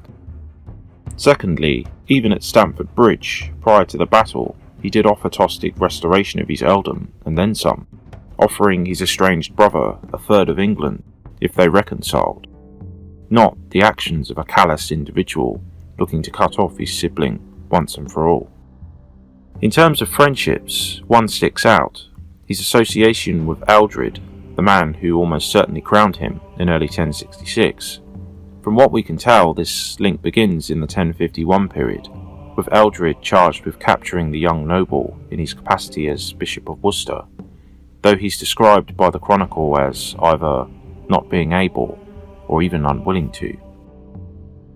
Ealdred also seems to have donated a large number of relics to Harold's foundation at Waltham, again indicating a close relationship. Indeed, it may have been the close association with Harold that caused him to be overlooked for promotion to the Archbishopric of York in 1051 on the death of Alfred, though his work during the embassy to retrieve the Atheling Edward in 1054 clearly garnered him enough favour for his ultimate promotion as Archbishop of York in 1060. Ealdred's promotion and the distance it imposed did little to stop their relationship, with Harold supporting Wulfstan, Ealdred's man, to become Bishop of Worcester. The bond may have further been strengthened by purely practical necessity. Unlike his counterpart Stigand, Ealdred was not rich and relied on Harold's generosity in maintaining his lands, both financially and against the predations of other secular powers. Yet Ealdred would prove equally as great an asset in his later consecration of Harold as king, as well as offering his vast knowledge and administrative skills. Finally, on Harold the Man, what do we know about his interests? Well, typically for the time, Harold was obviously an avid hunter, this evidenced by his building of a hunting lodge on conquered land in southern Wales. Famously too, he is shown accompanied by hounds in the Bio Tapestry, and even more notably so with his hawk, which is somewhat a running badge of ID in the work. Harold owned an extensive collection of books on falconry, with the Domesday Book later confirming Harold owned an estate at Limpsfield in Surrey that housed 3 nests, no doubt providing its lord with an ample supply of birds. The possession of such a collection of books also indicates that he was literate, though not necessarily so. The possibility of a learned man of Alfredian character is intriguing, though it's quite possible that Harold may have just had others read his books to him. Harold Godwinson, then, appears to have been a man very much of his age, a warrior foremost, and a leader of men, though also a gifted diplomat and administrator, a notably pious lord, though far from a saint, and generally supportive of his family and men. This, then, was the man who emerged as King of the English on that cold January morning in early 1066. One of the first problems to confront the newly crowned monarch was messengers received from Normandy, demanding that he surrender the crown to his overlord Duke William. Harold, of course, rejected these demands, if he even seriously entertained them, as he had had more serious problems, hearing of unrest in Northumbria. It's likely that the men there suspected that now the Godwinsons had gained the throne itself, that Tostig would soon be reinstated. Ever the diplomat, the new King Harold headed north, yet not with an armed following, but with a small party, including Wulfstan, Bishop of Worcester, a man renowned for his piety. Harold's recent marriage alliance also probably did much to forestall any shaky nerves. With this marriage, the northern earls, Edwin and Morcar, also had a direct stake in the success of their new brother-in-law's kingship. Harold returned from York to Westminster on April 16th. Unfortunately, given the brevity of his reign and the activity of the king, very few recorded documents survive. with just a single surviving diploma emerging from the reign. This is to be expected given Harold's defeat. No landholder would want to associate their claims with the kingship of the deposed Harold, and would gladly accept more legitimate acknowledgement from the new King William. What survives much better is the coinage, which was immediately ordered to replace that of King Edward, issued from some 46 mints all across England. From what we can tell, Harold's government functioned normally, with no domestic event of note outside of the succession crisis. Even the Norman sources admit Harold's strength grew daily. This is actually quite remarkable then, considering Harold was the first king to rule outside of the old line of Cerdic, though there is some speculation Godwin and his father Wulfnoth, Harold's grandfather, were descended from Ethelred, King of Wessex, and brother to King Alfred the Great. On April 24th, another famous event of the short reign occurred in the appearance of Halley's Comet, which is depicted in the Bayeux tapestry and cast as an ill omen on the kingship of Harold. Whatever Harold himself really thought about its appearance is lost to us, but his subsequent actions certainly don't indicate any guilt-ridden hesitation on his part, despite the fanciful image of his being haunted by phantom fleets in the tapestry. Amusing to consider too is the question of why Harold alone would consider the comet an evil omen when it would have appeared to everybody else at the same time, including Duke William and Harald of Norway. Why then would it not be equally as foretelling of disaster to these lords too? In May of 1066, the first challenge to Harold's new regime came from Flanders. Tostig had not been idle, and, furnished by his brother-in-law with a sizable fleet, he headed to the Isle of Wight, perhaps wishing to emulate the comeback of his father in 1052. Tostig then raided towards Sandwich. Harold, though, was no meek confessor, and quickly assembled his own forces, headed there to confront his younger brother head-on, before which Tostig retreated, heading north to try to procure further support there. At this stage, Tostig's actions were a mere nuisance. Harold remained south to build up his naval strength to prudently patrol the south coast. By now he was almost certainly aware of the vast build-up taking place in Normandy. Tostig moved north, attempting to entice his brother Gurth to his side, but when rebuffed, he moved on to raid the lands of his hated successor and rival, the Earl Morcar. The brothers enthusiastically led their own joint forces into Lincolnshire, where they met and defeated Tostig, driving him back to the sea with just 12 ships. Tostig was then forced to retreat further north, into the arms of his sworn brother, King Malcolm in Scotland, where he would remain for the rest of the summer. Wheeling back a moment to William, Harold's gravest threat, Duke William is said to have received the news of his sworn man's coronation while hunting, and certainly didn't take it well. He spoke to no man for hours, keeping his counsel. Whatever his specific reaction, William and Harold were both practical men, and the former must have known Harold was likely to seize England on the old king's death. William thus in actuality wasted little time in summoning a great council of his nobles. Their reception to his idea of invasion was less than enthusiastic. The idea of invading the far richer and powerful English under the new leadership of a great and potent king was not something they could easily stomach. Harold did in fact have a decent claim to the throne, and in any case was already crowned and in place, able to leverage his vast pools of resources and men to his own defence, as well as now the added power and resources of the kingship itself.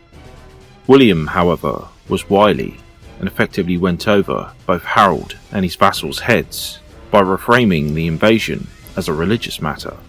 He sent Gilbert, Bishop of Lisieux, to Pope Alexander II, who made a case for William's claim based on the invalidity of Harold's own. Harold was an oath-breaker. His family, specifically his father, had slain or been complicit in the murder of William's kinsman, Alfred Atheling, and the bishop probably threw in a large dose of emphasis on Archbishop Stigand's illegitimacy and pluralism. Alexander apparently agreed to sanction the expedition, despite the fact that any oath Harold made had no real bearing on King Edward's decision to nominate him as his preferred successor, or indeed the Witan's decision to elect him later on. Later, William would supposedly wear some of the holy relics upon which Harold had sworn his oath into battle, and even had some kind of papal banner with him on campaign, although this isn't certain. Harold's spies then may have reported the worrying news to Harold throughout the year of Norman preparations, the vast amounts of wood, supplies and materiel involved in William's campaign would have been huge, and no one in northern France or even England could have missed the fervent activity, the whole duchy having been mobilised in support of their duke's ambition. The doubters had been persuaded, as much, if not more, by the promise of lands and riches if successful, as by the Pope's decision. Remarkably, William's fleet was ready and anchored in the mouth of the Dives River sometime around mid-June, and was most likely ready to sail as early as July. According to the sources, contrary winds kept it there for a month, and so William moved to St. Valery-sur-Somme sometime between late July and September. Meanwhile, Tostig was not finished, and had used this time to rally more powerful support elsewhere for his cause. It's possible that he conferred with Duke William himself when in Flanders. This is not wholly unlikely, considering the errant former Earl was married to Judith, a Flemish relation to William's own Duchess Matilda. Yet nothing came of this, William's slow preparations perhaps too much so for the hot-headed Tostig.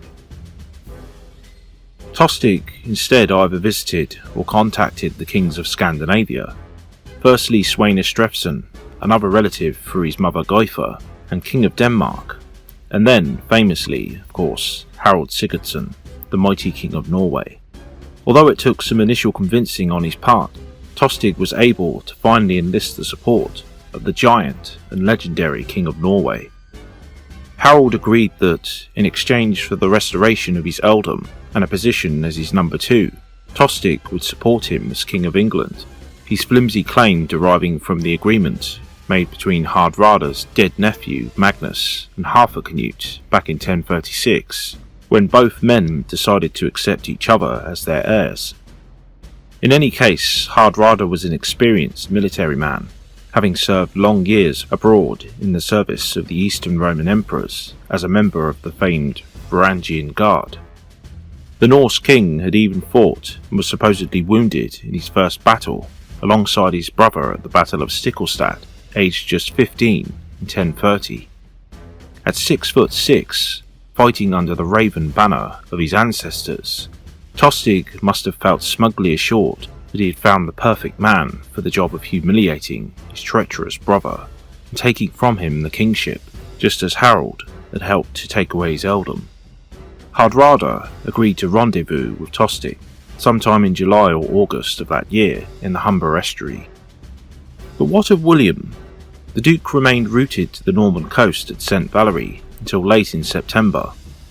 We are told this is because of contrary winds, but for such conditions to prevail for so long is simply implausible. More likely was William's decent knowledge of English tactics and organisation.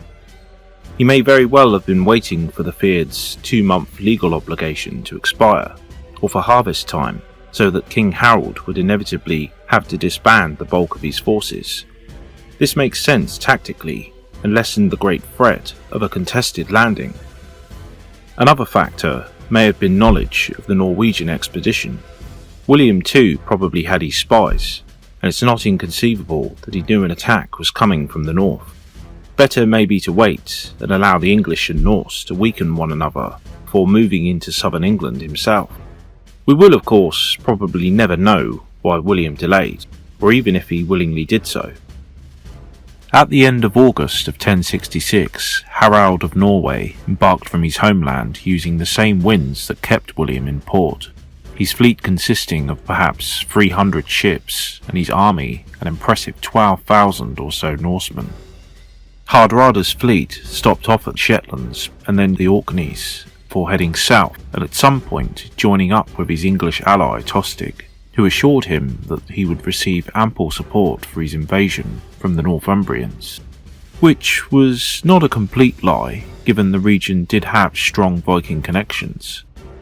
The Norse first made landfall at Cleveland, where they raided and gutted Scarborough, either killing or enslaving its inhabitants. They easily brushed off the various small local forces sent against them, including a more sizable contingent sent by the Earls Edwin and Morcar at Holderness. Following this, the Norse fleet finally entered the Humber estuary, where, as agreed, Tostig joined Hardrada with his remaining ships and Flemish mercenaries. They then proceeded to Rickle, where they anchored their ships, which were guarded by Olaf and Eystein Ori, making their way inland with around half their full force, or about 6,000 men.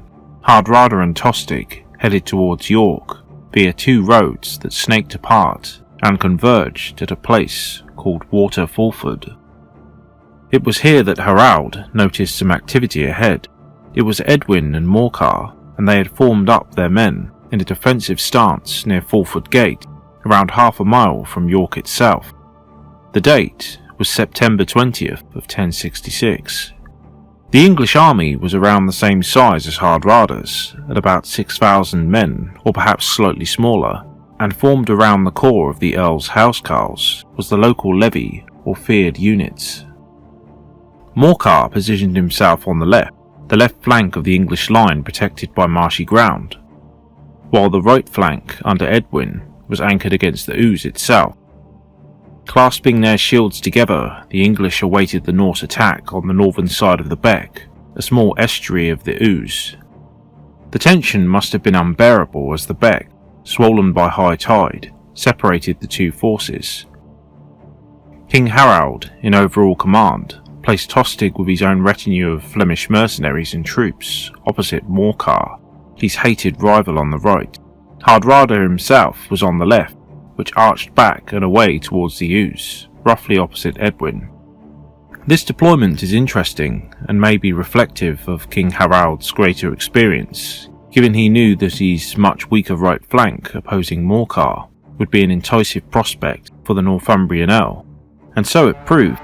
Once the beck lowered sufficiently, Morcar, perhaps buoyed up by his previous easy encounters with Tostig in Lincolnshire, charged at his foe, and, perhaps as expected, drove him and his men back. Meanwhile, Hardrada and his larger, more seasoned Norse contingent advanced towards Edwin and his numerically inferior Mercians, driving them back from the beck before breaking these lines with much slaughter. The remnants of Edwin's shattered lines fled towards York, while King Harold calmly wheeled his own men back and southwards to close up Morcar. Morcar's initial charge had seemingly carried all before it, however elation must have blackened into terror at the sight of the royal standard, the Land Ravager, swooping in from above as King Harold and his chosen men smashed into his flank, dealing death and dismemberment in the thick of the battle. Within minutes, fortune's wheel had decisively turned.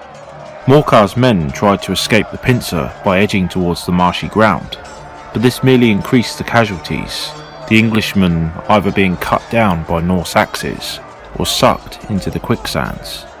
Those few who managed to escape the initial clash on the right of Morcar's block tried fleeing towards the Ouse, in which many drowned. As for the hapless Edwin and Morcar, both survived and headed towards York, which promptly surrendered to Harald on 24th of September. The city was spared, but agreed to feed the Norwegian host, and for their men to join Hardrada on his march south. They also agreed to give hostages in the normal way, at an agreed location the next day. The sacking of Scarborough and the initial dispersal of Morcar's levies at Holderness a few days before Fulford must have leaked down to Harold back in London, and convinced him that the threat was far worse than a small band of raiders.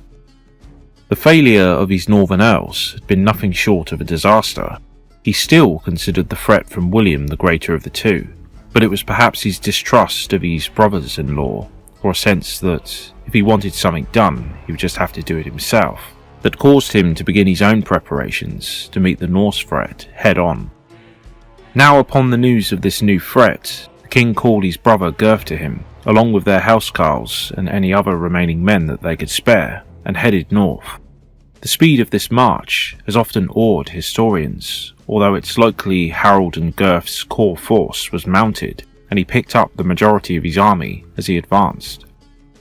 Indeed, Harold probably sent messages ahead of him as he moved, with other groups such as the aforementioned levies of Holderness and other small groups being absorbed into his host as he went. In any case, King Harold's army covered around 190 miles in around 4 days, so whatever way you look at it, this was an impressive feat and would prove partially decisive as events in that late September unfolded. Back near York, Harold Hardrada had negotiated the taking of 150 children, prominent families of Yorkshire, into his custody, and also agreed to give up his own hostages in exchange. On the evening of the 24th of September, the Norse returned to Rickle, a short distance away, laden with loot from York, which had been extracted as a peace offering. Harald was satisfied, though his most pressing need was not surety for York's loyalty, but food for his large army. The location chosen for both the handover of the hostages and the assembling of the food was Stamford Bridge, several miles to the northeast on the Derwent, a tributary of the River Ouse. This was a suitable area to assemble the cattle and grain needed, and so it was all set. The next day, on Monday 25th of September 1066, was bright and hot, a fact that unwittingly sealed the fate of the great Norse king. Crucially, he allowed his men to march the short distance to Stamford Bridge with minimal equipment. Under the sweltering sun, many men had discarded their mail shirts, helmets, shields and heavier weapons, with many only taking with them spears, bows and swords. To be fair to Harold Sigurdsson, there was no real reason to be cautious in his march. Just days before they had seen off the local force, smashing the spirit of the English under the local earls. There was no way any serious force remained close enough to challenge them. Harald further compounded his error by taking with him around half his full force, the men setting off with Tostig and their king in high spirits. Meanwhile, King Harold Godwinson and his exhausted army had arrived in Tadcaster late on the 24th of September.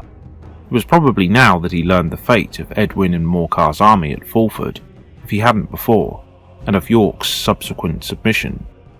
Harold likely left Tadcaster around 6 AM and reached York in what must have been an awkward few moments around 9.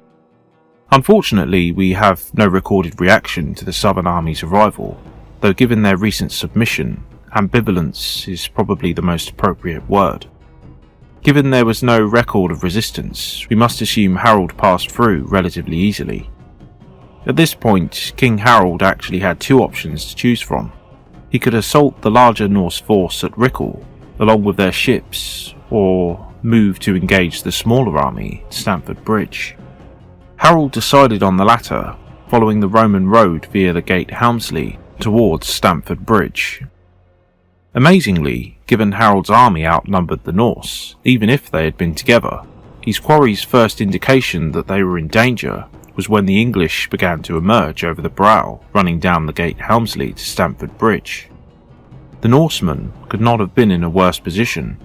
Most of them were on the right side of the bridge collecting cattle, evidently having not bothered to post scouts on the approaching road.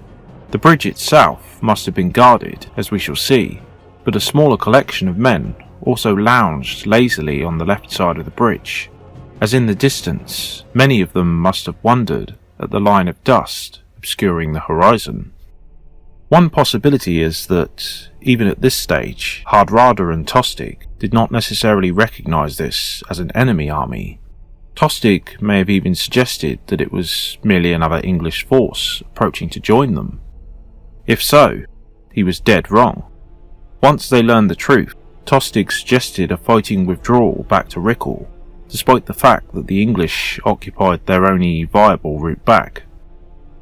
With the pieces set in place, King Harold, ever the diplomat, rode to the foot of Stamford Bridge itself with 20 of his housecarls to parley.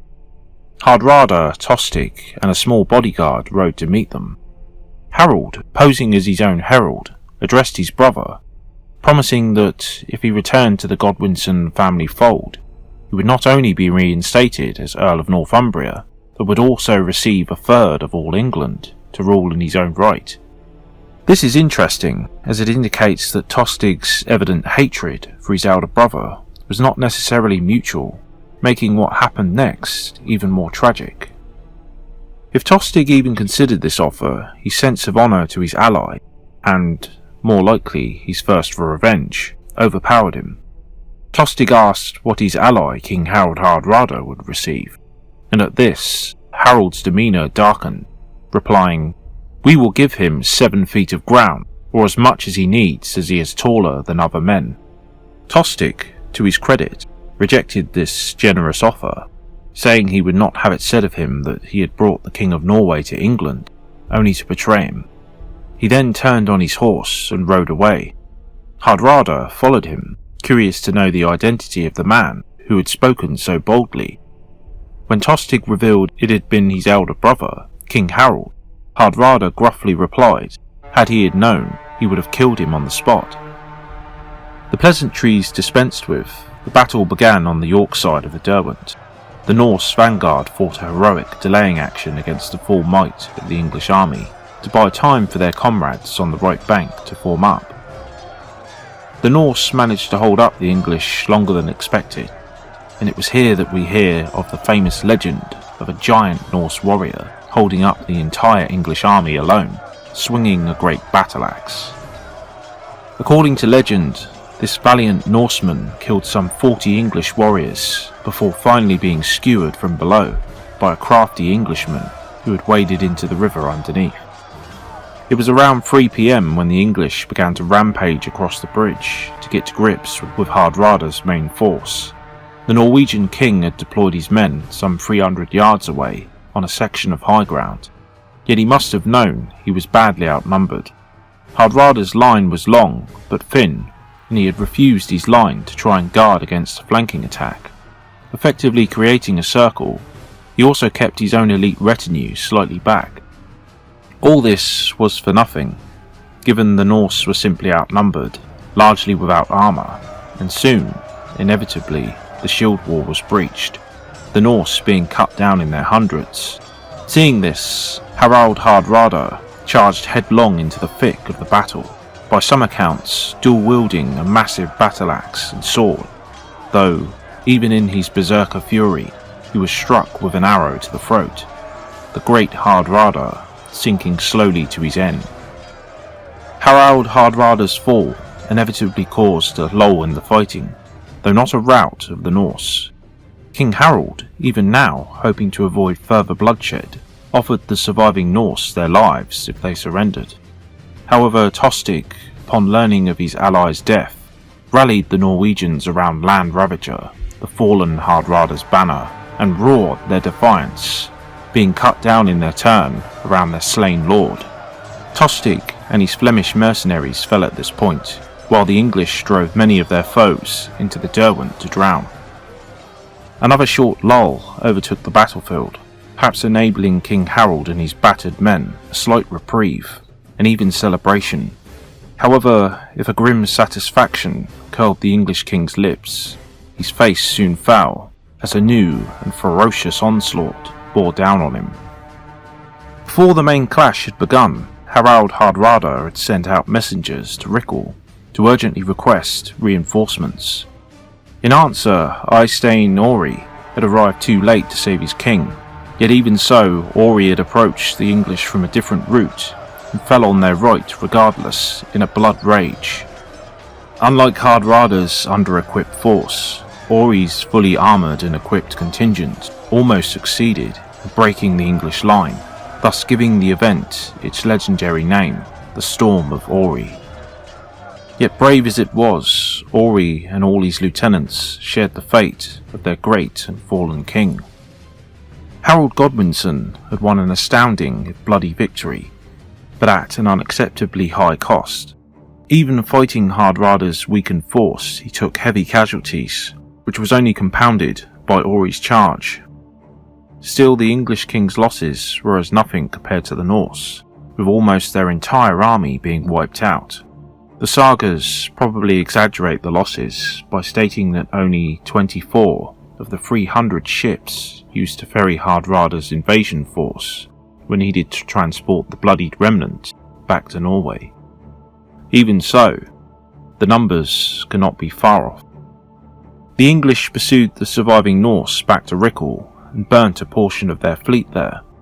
King Harold, though, proved merciful even after such a crushing victory and his own losses. The Norse remnants at Rickle were now under the command of Hardrada's son, Olaf, who asked Harold for terms.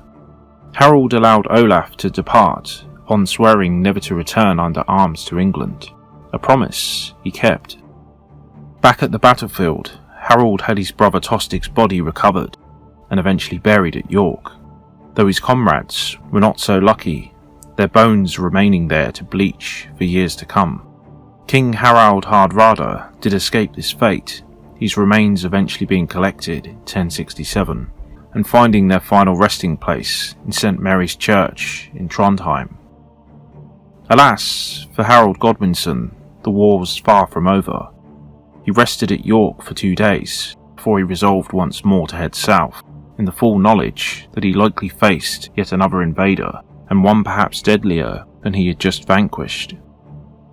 The army that had fought at Stamford Bridge was in no way capable of making the march south, so Harold headed back with just his housecarls.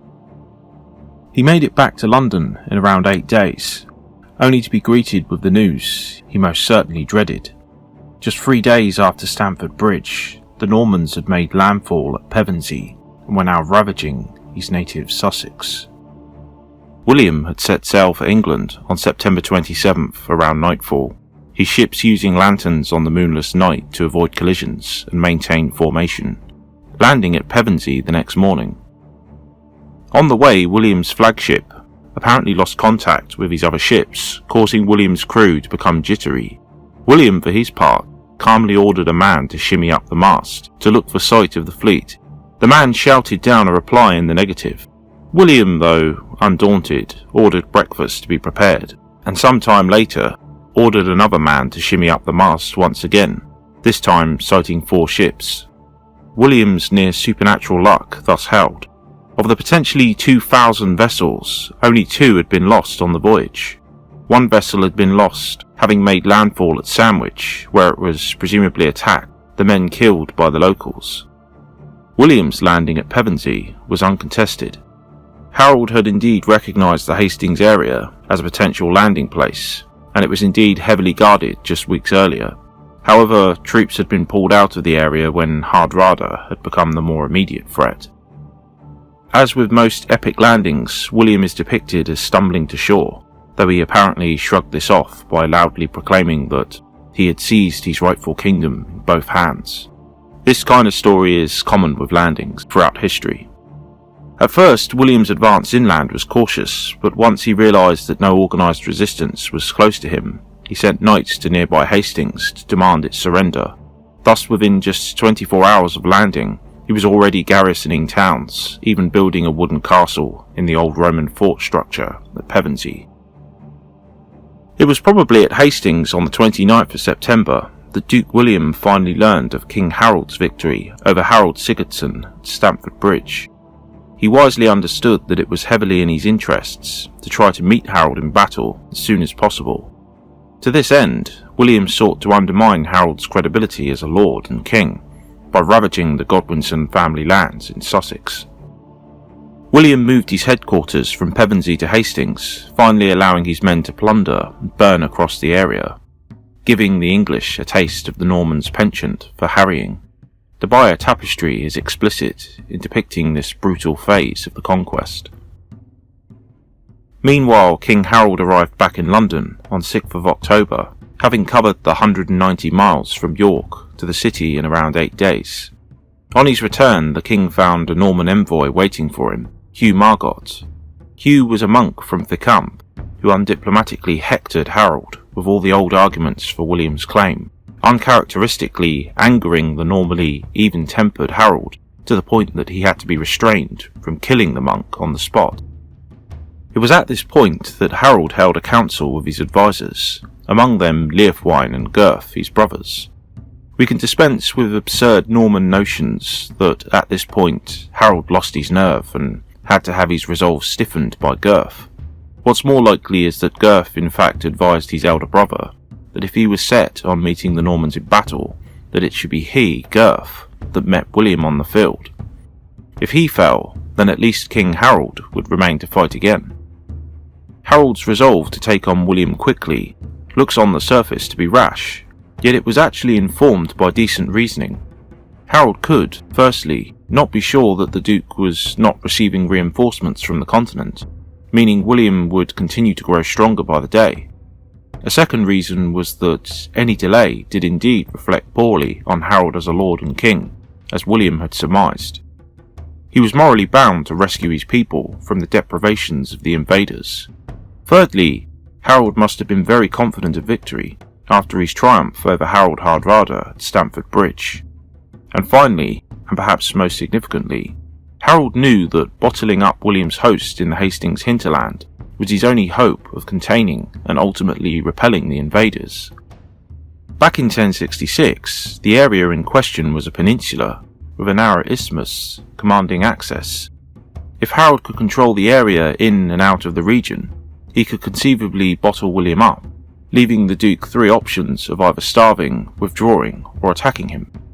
It was October, and his horses and men needed supplies, which would quickly dry up without a decisive battle.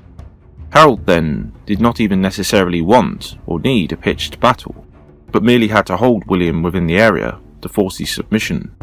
It's likely Harold also ordered his surviving fleet to re-embark to destroy the anchored Norman fleet, to eliminate William's option of retreat. When more closely analysing the strategic situation and goals then, Harold's decision was not so much rash and foolhardy, but smart given what he knew. He had witnessed Norman military tactics firsthand in 1064, and knew William's key advantage in a field battle would be his cavalry. Kettling the Normans in the Hastings Peninsula would also negate their tendency to dig in with castles, a key Norman military strategy Harold also witnessed while with William in 1064. Harold's logic then was probably a case of not giving the Normans an inch with which to take a mile.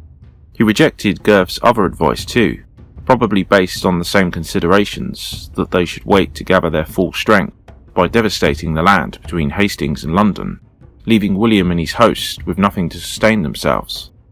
Gurth's Fabian-style tactics may have been wrong in terms of forcing reluctant peasants to fire their own homes and lands. For once out of the Hastings bottleneck, William's army could go anywhere. However, he was fundamentally correct that Harold could have delayed battle long enough to muster a much larger force than he actually did. If he had waited just a couple more weeks, it's feasible he could have had a force double that he had had at Hastings. Indeed, he may have had more archers and even horses if he desired to use them. Edwin and Morcar may also have made it with their own valuable housecarls to stiffen the resolve and discipline of the shield wall. There is little doubt, then, that Harold's haste to face William heavily played into his foe's hands. Perhaps it didn't occur to King Harold that his lightning-forced march north to face the Norse invaders had as much been down to good fortune as it was his own impressive speed. Tostig and Hardrada had certainly helped along Harold's victory by marching to the bridge largely unarmoured and ill-equipped, as well as under strength. Flushed with this victory, Harold may have simply been overconfident that such tactics would work again against William. In this spirit, the Anglo-Saxon host that arrived on the eastern edge of the South Downs on the night of Friday the 13th of October 1066, following a gruelling 58-mile forced march, was an exhausted one. It's even plausible that the English army arrived late into the night, around 2 a.m. on the 14th, leaving a sizable portion of Harold's host sleep-deprived as well as under strength. If a night arrival did happen, then William willingly evened the scales. There would be no repeat of Harold's surprise attack at Stamford Bridge. William had cautiously posted scouts, which quickly reported Harold's approach, prompting the Duke to stand his army ready throughout the night. This reinforces the notion that Harold arrived late in the evening of the 13th, perhaps into the morning of the 14th. William intended to begin the fight at daybreak, perhaps becoming fully aware of Harold's overall strategy. He would attempt to break out of the isthmus. Harold, in contrast, was content to maintain his defensive stance on Caldbeck Hill near the hoary apple tree where he planted his banner. This was also the rendezvous point agreed in London for incoming reinforcements. At daybreak, the Norman advance guard on Telham Hill sighted the Saxon banners on Caldbeck, located at the southern exit of the wooded hills, and informed William, who then ordered his archers forward to prevent Harold's men from seizing the high ground of Battle Hill. William hoped that if his archers could drive back the Saxons, his knights could, when ready, charge to support them. Harold's mounted infantry reached the summit first, followed by the slower-moving unmounted men. Harold's men managed to drive off William's unsupported missile troops, including the crossbowmen in the centre, but not before suffering a barrage of missile shot. This initial success may have boosted Harold's confidence further as the two armies readied for the battle proper. The English concentrated along the ridge facing the Normans, in a front about half a mile wide, with Harold's two banners, the Dragon of Wessex and the Fighting Man, his personal ensign, immovable in the centre of the shield wall. These initial skirmishes probably comprised the earlier hours of the day, with battle proper likely beginning around 11 AM.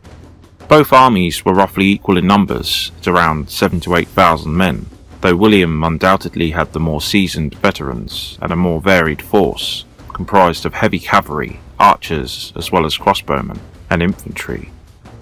King Harold did have a professional corps of housecarls who wore full armour with helmets and coats of mail. They were also armed with javelins to throw with deadly accuracy as the Norman line closed in, but preferred to use swords and the iconic two-handed battle axe in closer melee. Harold's weak point was the inexperienced Feigned, whom he bolstered with housecarls throughout the formation. These were the local farmers and tradesmen and men who formed the militia units of the Saxon army. Packed so closely that the dead would scarcely have had room to fall, Harold's position was strong, yet not without disadvantages. Some Feignedmen, upon witnessing the tight space in which they were to fight, deserted, especially after suffering the initial flurry of arrows and bolts from the Norman archers and crossbowmen. For Harold, though, the immediate aim was simple and the most appropriate tactic for the day.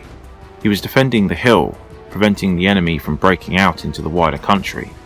Harold could afford to simply absorb the Norman assaults, only needing to survive until nightfall, at which point he would be certain of receiving reinforcements, unlike William, who therefore needed nothing less than a win.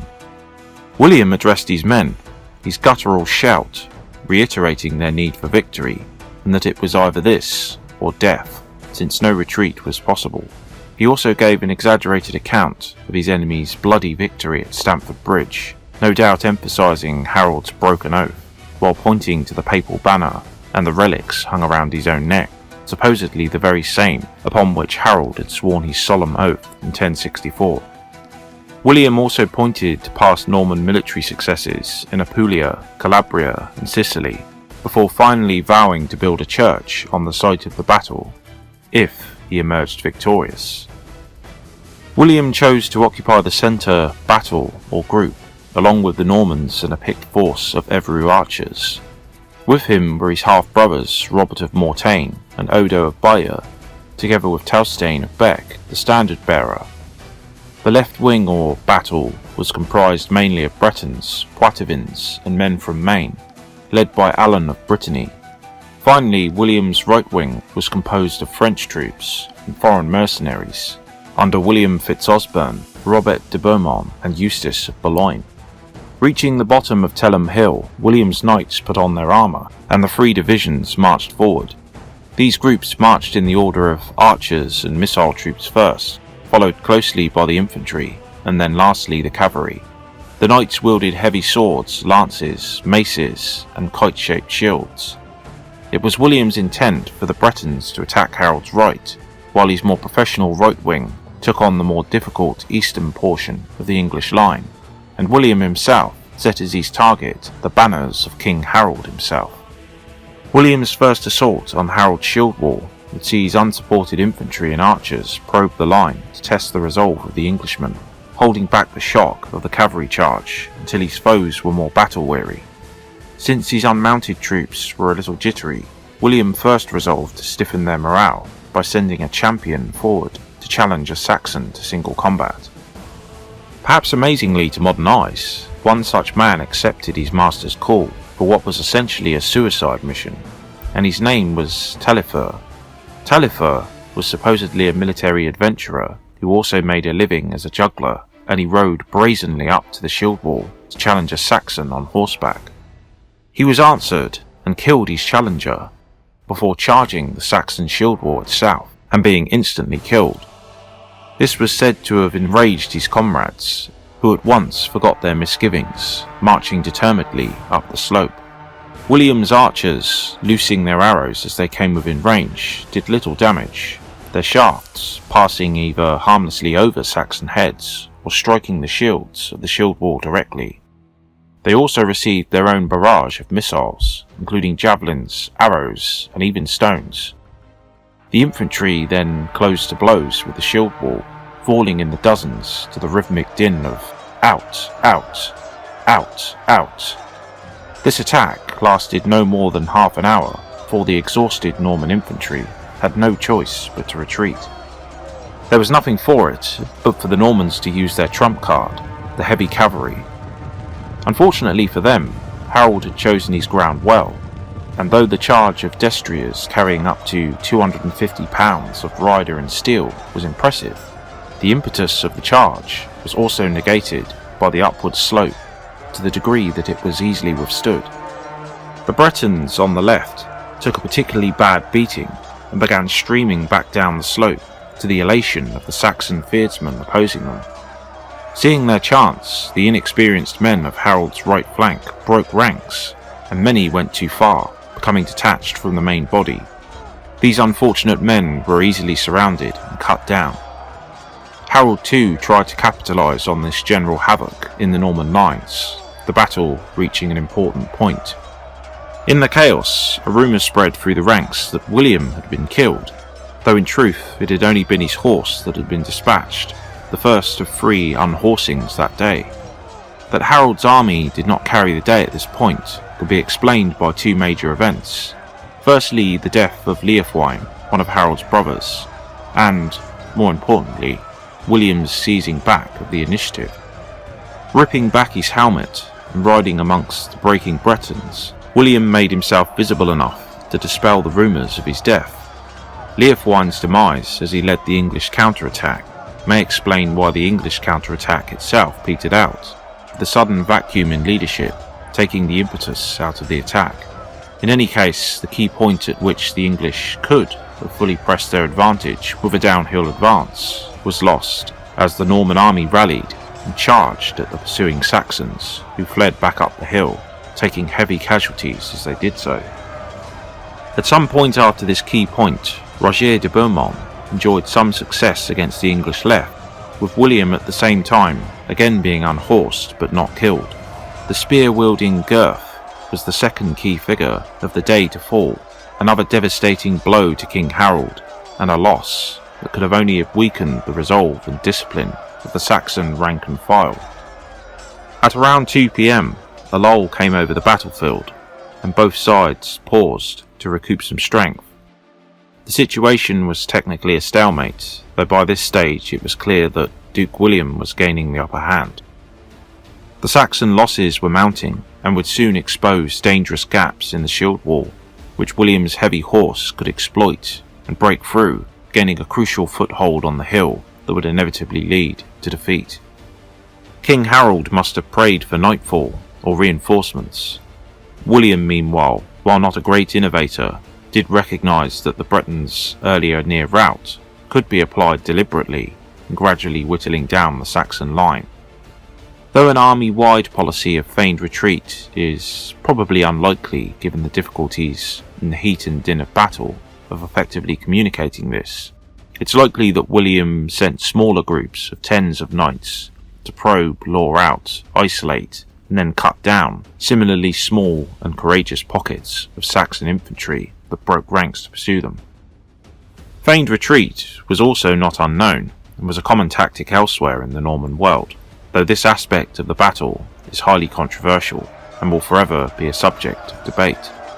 Whatever the exact orders or designs of the Normans, this slow and steady erosion of the Saxon numbers, helped immensely by sizable desertions of the beard, allowed the Normans a foothold on the slope with which to charge the Saxon standards directly. William was also using his archers more effectively, having them shoot at an upward angle, though such a descending shot would not have had the force of lateral shots of the early battle, but probably served to rattle the English lines, who were now also taking William's cavalry charges along a wider front. This latest Norman charge proved successful, punching a great hole in the line, a ferocious melee centred around this breach, with Robert Fitzurnius even being cut down whilst almost seizing the Saxon standard itself. As with other similar legends in other battles, such as the Berserker holding the bridge at Stamford Bridge, Hastings too had a lesser known Saxon champion, a gigantic axe-wielding Ajax, who cut down dozens of men, even cleaving a knight and his horse in two with one mighty strike of his axe. However, despite his almost inhuman valour, this champion was soon surrounded and run through with a knight's lance. Duke William too was apparently in the thick of the fighting, even at this point, and was, once again, unhorsed and almost killed in single combat, having to be rescued by his bodyguard. This major breach was just the beginning, as other breaches appeared, before eventually the shield wall completely collapsed, with pockets of men fighting back to back. At this late stage, many Normans saw the battle as won and began to break off, gathering loot and pillaging the dead. Duke William, however, was not so assured of victory. He knew that as long as Harold lived, the battle was not truly over. In the chaos, he saw the king and his bodyguard still concentrated around the Golden Dragon and the fighting man. It was said that William had always been willing to meet Harold in single combat, yet now he apparently balked at the task, perhaps recalling Harold's superhuman strength on the Brittany campaign, when he had rescued two of his armoured knights at the same time from the quicksands near Mont Saint-Michel. William wisely called to him Eustace of Boulogne, and tasked him with the daunting job of dispatching King Harold with whatever picked knights he could find. Eustace took with him Hugh of Ponthieu, Guy's son, as well as Walter Giffard and Hugh de Montfort. A savage battle was already underway around the banners, and it was a relatively easy matter for Eustace and his fellow hit squad members to isolate and slay King Harold.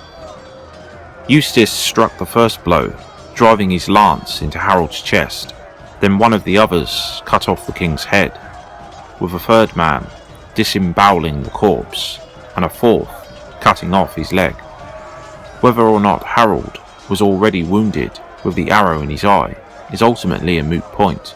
The King of England was slain, though even now the battle still lingered on to a bloody conclusion. Harold's housecarls fought on loyally around their fallen lord's body, not even asking for quarter, and dying bravely to the last man. With night upon them all, William pitched his tent among the heaps of the dead, with it being long after dusk when he finally removed his armour and sat down to eat and drink. At dawn, the Normans began the process of burying their dead, while droves of Saxon women entered the camp, requesting the bodies of their fallen husbands, brothers and sons. William generally granted this, though with one prominent exception.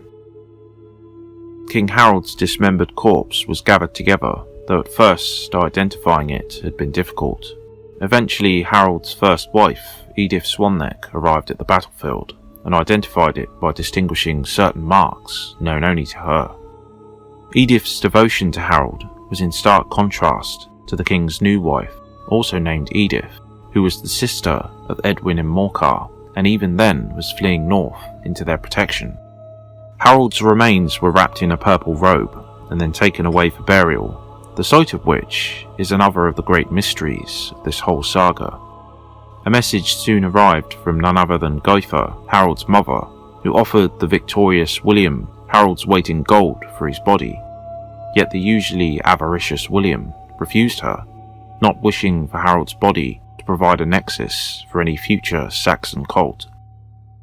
William delegated the task of burying Harold's remains to a Norman knight, William Mallet, who apparently laid the king to rest under a mound of stones at the base of a cliff. Perhaps taking pity on the vanquished king, Mallet added an inscription on his own account that apparently read, "By the Duke's command, Harold, you rest here to guard the sea and shore." Thus ended the life of one of the seminal figures in English and arguably world history. The Battle of Hastings is a rare beast in that it truly does deserve the accolade of decisive battle in world history, despite what some might say. It was a much more closely run thing than Norman propagandists and some modern historians like to give it credit for, its length alone indicating this. If Harold had held on for just an hour or two longer, then he would very likely have fought William to a draw and received the housecarl reinforcements that actually did arrive soon after Harold's fall. It would have all been over. William too could have just as easily been killed, having been unhorsed 3 times that we know of throughout the day, and it was even a close-run thing that he had halted the initial rout on his left. Perhaps most decisively of all was Harold's ruinous decision to insist that all the major thanes and men of the kingdom, barring Edwin and Morcar, be present at Hastings. With the death of Leofwine, Gurth, many thanes, and of course King Harold himself, Anglo-Saxon England was effectively decapitated. Whatever the case, Harold's fall at Hastings signalled a drastic change in both the aristocracy, royal family, and all that entailed. According to 12th century tradition, Harold's body was eventually recovered and taken to Waltham Abbey, his great foundation where it was finally laid to rest, and around which a Saxon cult indeed grew up around the shrine, just as William had feared. According to devotees, it was Harold, not King Edward, who was the true saint. Interestingly, there is actually strong evidence that, in fact, Harold's remains were not taken to Waltham, but were in fact laid to rest in the Godwinson family estate at Bosham Church. Though William took Bosham as his own personal property following his conquest, it appears the clergy there thought King Harold deserved a proper Christian burial. In the 1950s, the church was having some heating installed when a grave was uncovered. The remains were missing a head, all the right leg, and part of the other leg, which fits perfectly with the description of Harold's dismemberment at Hastings.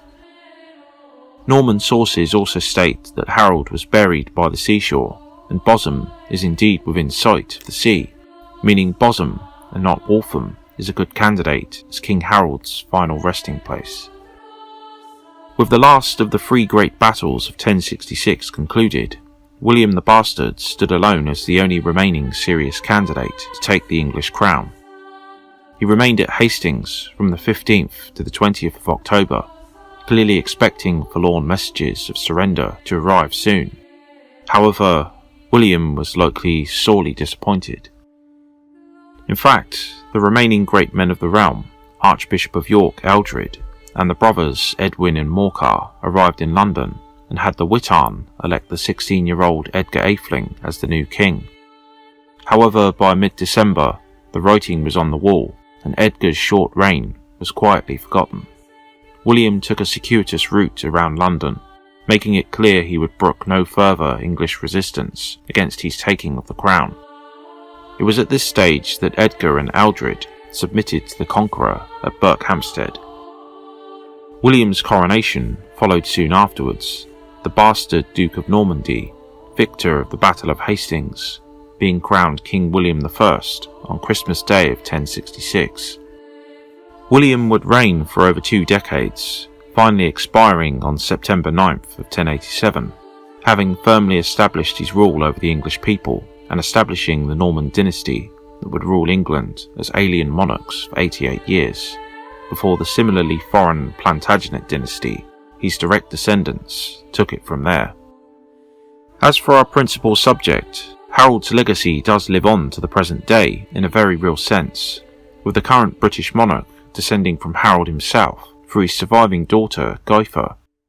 Gytha escaped Norman England and eventually married into the Russian royal family in the 1070s, her descendants eventually marrying into the French royal line and including a familiar queen in Isabella, the so-called she-wolf of France and wife of King Edward II. Isabella, of course, birthed Edward III, arguably one of England's greatest kings, who himself serves as the basis for the royal lineages of Lancastrian, Yorkist, and then Tudor royal dynasties. Since even the current monarch descends directly from Edward and his mother, the blood of King Harold Godwinson also flows through the veins of Britain's monarchs to this day. So ends this epic biography on King Harold Godwinson, the last crowned Anglo-Saxon King of England.